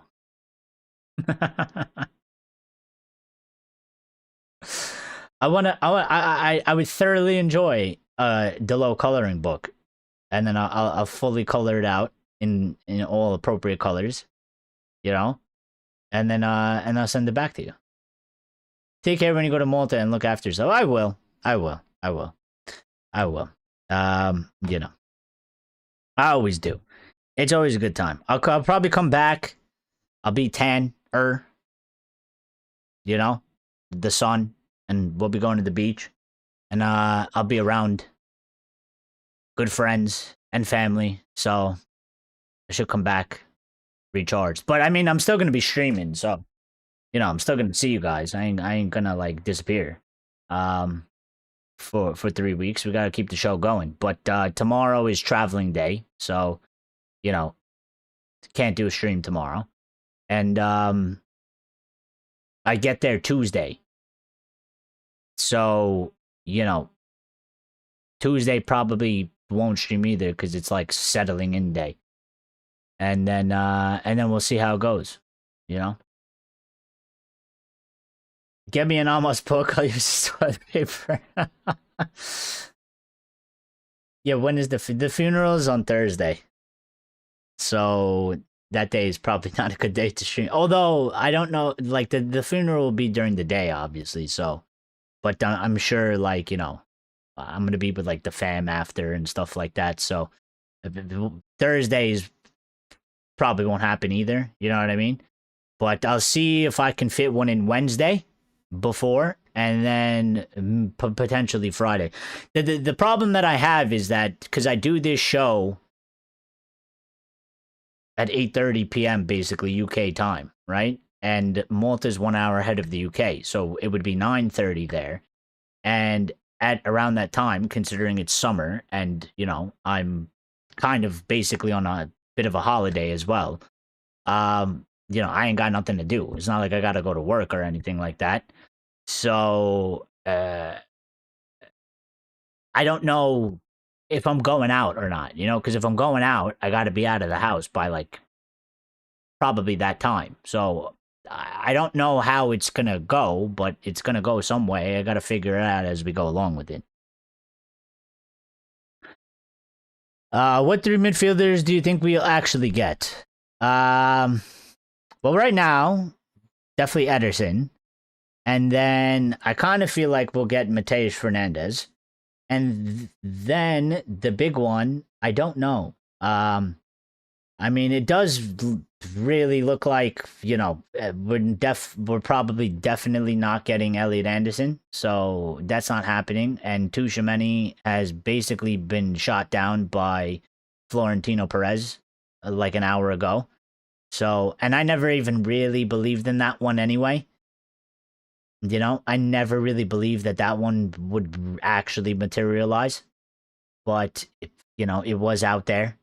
And it was being talked about, so we did talk about it. And I always leave, some percentage of chance that, anything can happen. So for me, I mean, it's got to be Tonali or Baleba. And because after that, I don't really know who's left. So, I would like Tonali. I don't know. I'd probably give it like right now. I would say there's probably like maybe a 50% chance, just because I think we could go get him if we want to. I think the deal is a bit difficult, but if United decide that they want to pay the money, I think we have the money, and I think we could do a deal. But I think that one sort of that one has to do with their determination. I don't think there's anything really stopping us necessarily from getting Tonali other than ourselves, because Newcastle is selling him and he wants a move, and he is there available, and we do have the money to pay for him. It's just if United want to pay the money, that money for that player. So I think there's like, I would say right now, I would say there's like a 50% chance, because if they want to go get him, I think we can get him, and I think we would get him. But if they choose, they don't want to pay that amount of money for that guy, well then we won't get him, will we? And then there's just Baleba, who wants to come to us.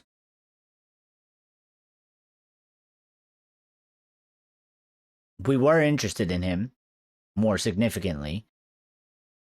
And we need to negotiate a transfer fee with Brighton, which is still a bit of a pain in the ass, because I think there's a problem in valuation there, because Brighton is still trying to hold out for a certain amount of money, and United are still trying to pay a certain amount of money. Like, the Baleba thing was like, Brighton wanted like 100 plus million last summer, and United were, so Brighton were here, and then United were like here, like, we were willing to pay like 70 or whatever it was, or 80.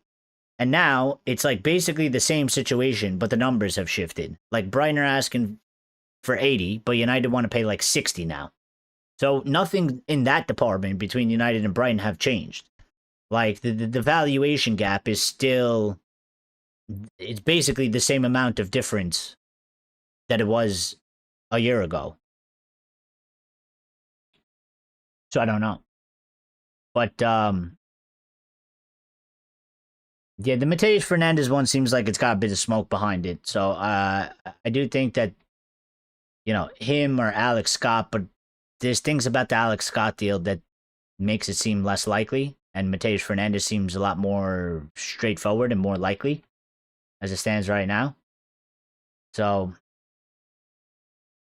You never know, might meet the lady of your dreams in Malta. Well, maybe. We'll see. There's some nice girls there. We will get those two and Tonali, says Richard. I hope so. I really hope so. Tonali is in Italy watching a WWE event. Lucky says Mateus Fernandes prioritizes move to Manchester United. Dean Jones sources.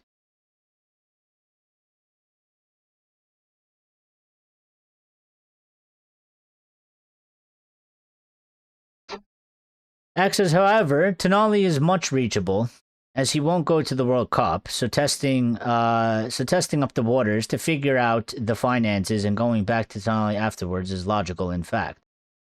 I agree. I wish more of your responses were like this.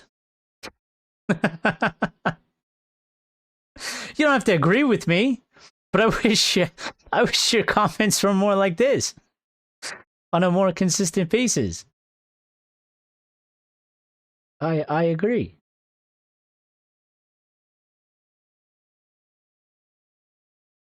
I agree. There is a possibility there. There is a bit of an angle there that we can hit. I mean, he isn't going to the World Cup, so there's a little bit of like all the time in the world. You know. Then we have more time to sort of test out the waters on that, like you're saying. There was a fan on another channel talking about his gambling problems, Tonali. I don't want to hear it when it comes to United with the clean sheet. Yeah, I mean, there has been some United fans that are a bit concerned about that. But I think the fact that he already got caught for that, I mean, listen, if you don't like that he did that and you don't think it's like respectful for the club, I guess. I'm not worried that he's like still doing it. You'd have to be like a complete moron. And also, it's a lot more difficult to continue to do it once you've been caught, you know, or gotten in trouble for it. You know, the heat is kind of on you. So I kind of feel like if we sign him, I don't think we'll end up in a situation where like Tonali is getting banned because he got caught doing some gambling thing again, you know?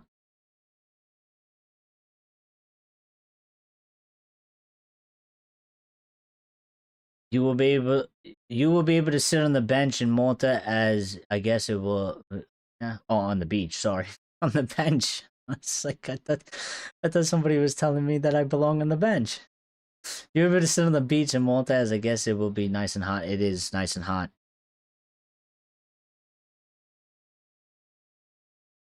I'm only interested in how he helps United. Yeah. I mean, I'm sort of the same way, you know? So, it happened. He's moved past it. He's continued to play for Newcastle. And as long as it doesn't continue to spill over, you know, off the pitch, onto the pitch, then I don't really see a problem with it. So, man sorted out that part of his career. Yeah, I mean, I think so. So, like also like you know, like the other day, I think like Aiden Heaven was like chilling by the pool somewhere, like a big ass chain. He had like a big huge chain on him. Put it up on Instagram, and then I think some of our players were having fun. Like Bruno Fernandes made a comment, and a couple of the other players made a comment under the post. And I was just sitting there thinking about it. And I was like, look, see, nobody gives a shit. Nobody cares because he's played well and he's done good on the pitch. And like, so nobody cares what he's doing in his free time. It's not an issue. Because, you know, we've had issues like that in the past where like, you know, players have gotten severely criticized while they're outside of the pitch doing things, that people didn't really like, sort of the perception they were giving off, because it was like, oh, you go and do all this shit, but like on the pitch, you're crap, and you're crap for our club. And I was looking at all the responses, and I was like, yeah, I was like, see, nobody cares. Like, do whatever you want, bro. You know what I mean? You've been good for us, on the pitch. So we don't care what you do. You want to wear 10 chains and, go jump out of a plane and take a selfie video while you're doing it, go ahead.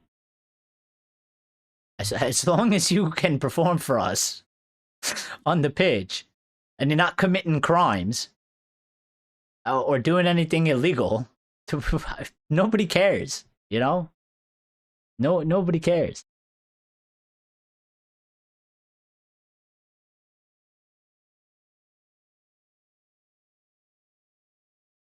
Can anyone imagine what it would be like if social media was around with George Best? I'd be a disaster, Richard.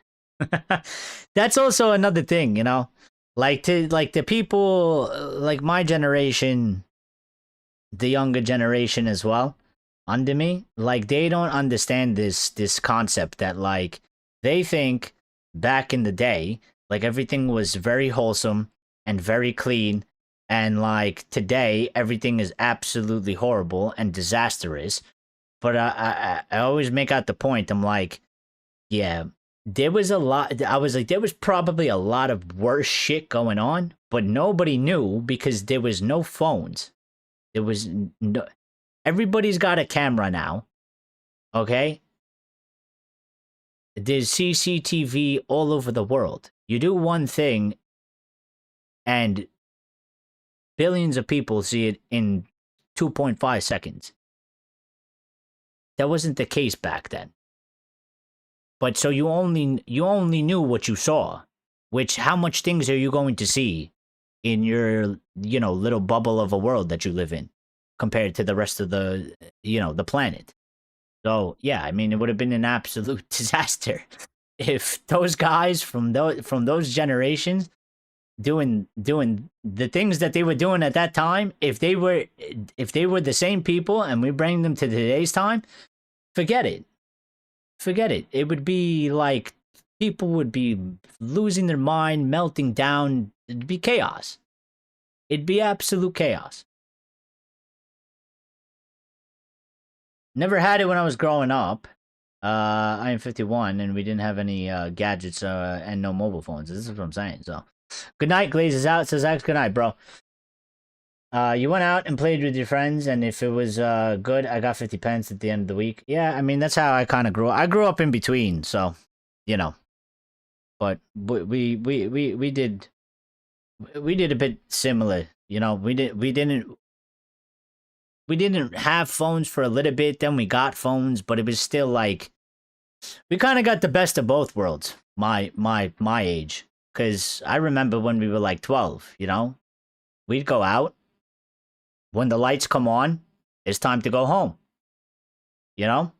But go out, nobody can contact you. Nobody knows where you are. But you tell your parent like, oh, I'm going to my friend's house, but then, it's adventure time. The lights come on, the street lights come on, time to go home. Everybody goes home. Then we started getting, then we had cell phones and we got iPods and stuff like that. And it changed a little bit, but for the most part, we were always outside. We were outside for hours and hours and hours, Yeah.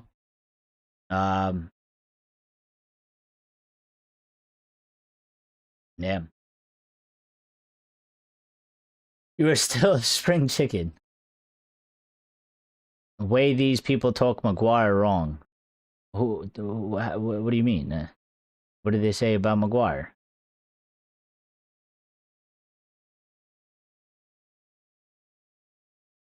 Yeah, I believe so, Natasha. I believe so.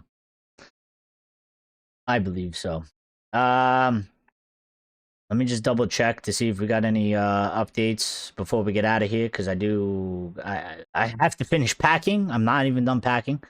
I gotta finish packing, and I have to go out to dinner as well. So Um,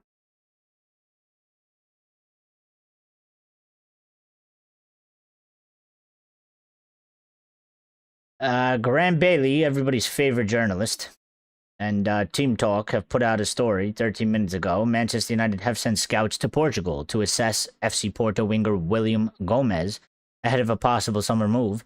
Interest is growing across Europe, but no bids have been made. Porto want his full £69 million release clause.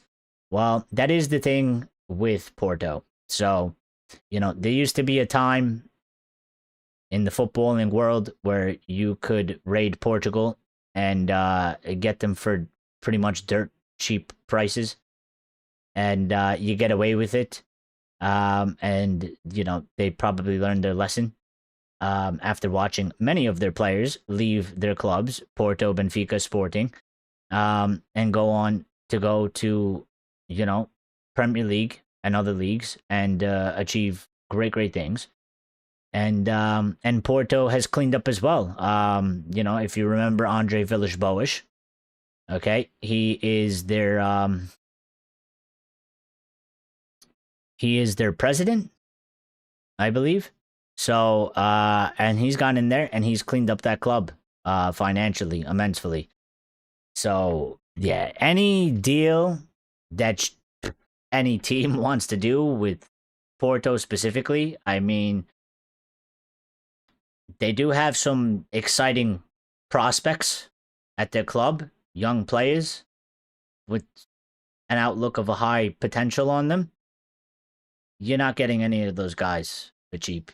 You want them, you're going to have to pay a premium, and you're going to have to pay that release clause. They won't let those guys go. They won't let those guys go. Not anymore. So, I'm sure there's a bunch of people that are like, who the hell is William Gomes? Fair. But,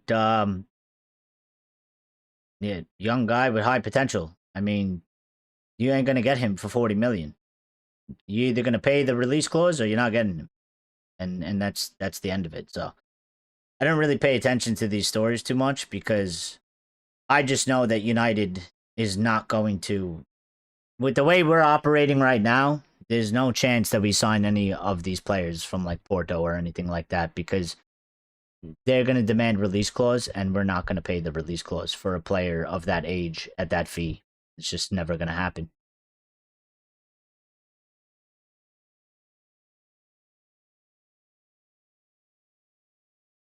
Don't get why people all see different side. What do you mean? That's life, bro.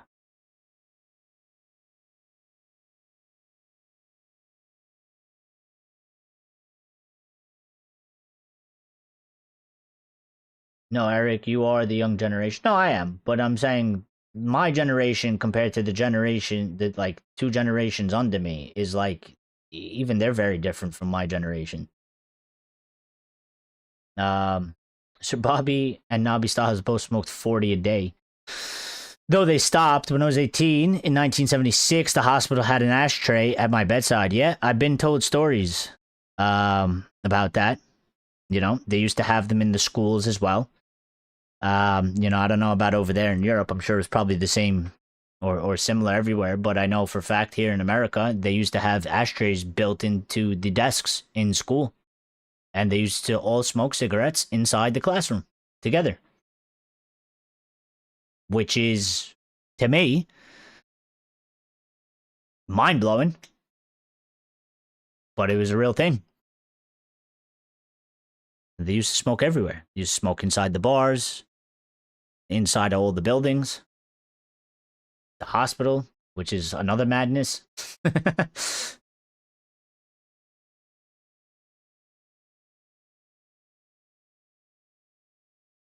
I'm a non-smoker. That's good, Lucky. Stay that way, my friend. If you didn't start, don't start now.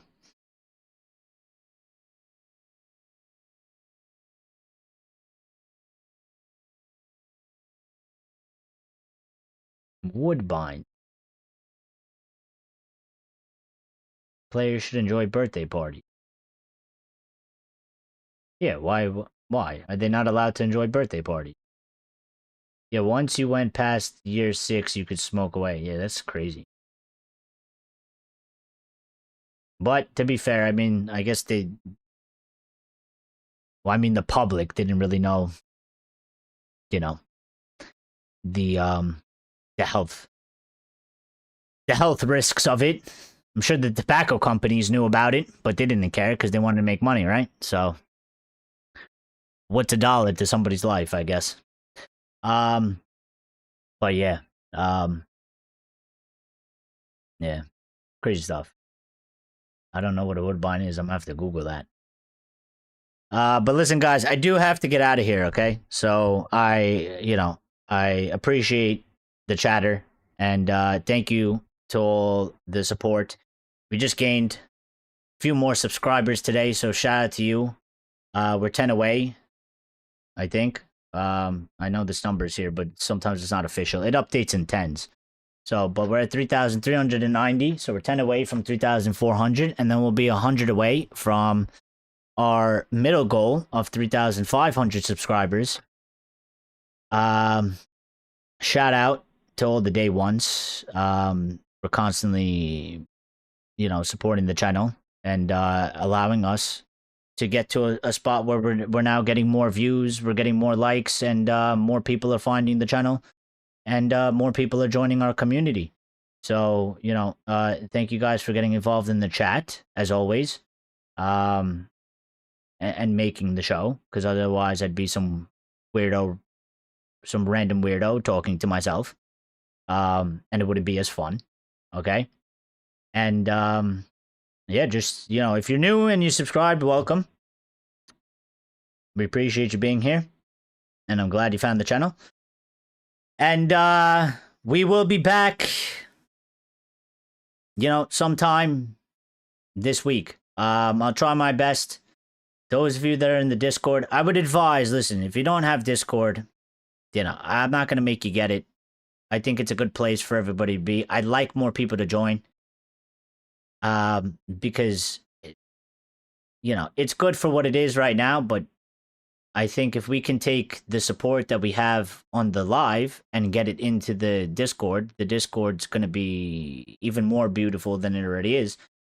And it's just way better to communicate.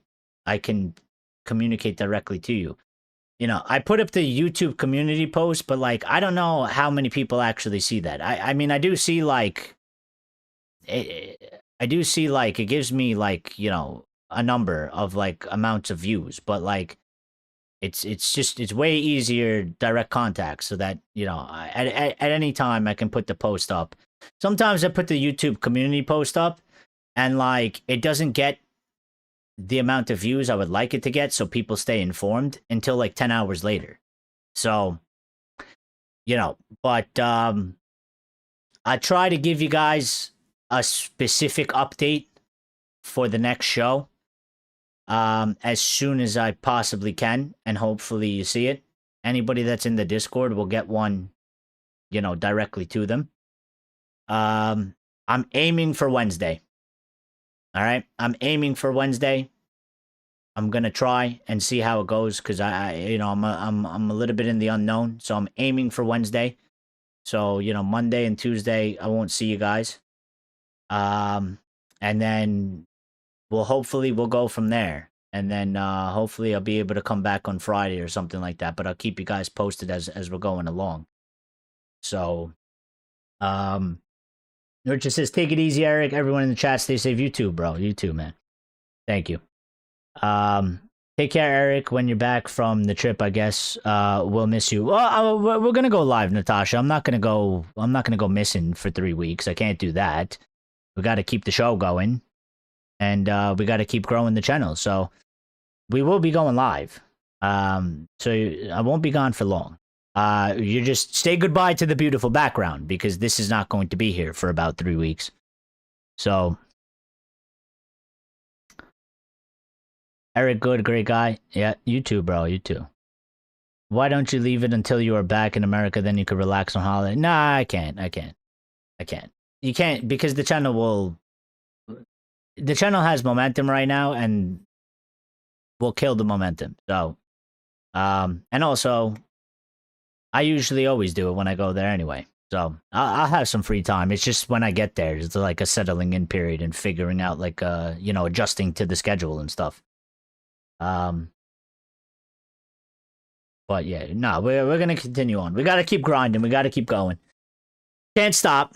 Can't stop. And this is like this is enjoyable for me. It's not like this is work. Like it's not like a job that I don't like or something like that. Like I enjoyed this anyway. I enjoy having the conversations and I enjoy doing the shows and I enjoy doing the updates and I enjoy discussing United. So I don't want to stop it anyway.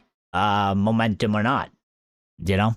So but yeah, I'll catch you all. Listen, enjoy the rest of your Sundays, okay? Everybody be safe. Get some good sleep. Enjoy the next couple days because I won't be speaking to you directly. And top fans for today. Natasha, number 1. Simon, number 2, and Richard, number 3. And that's not my rankings. Okay, that's YouTube. I don't know. YouTube does this thing where it tells you the top fans for the show. So, you 3 are the top 3 today in that order. So, shout out to you. Stay safe, all, says Richard. Yes, stay safe, be good, take care, and we'll speak very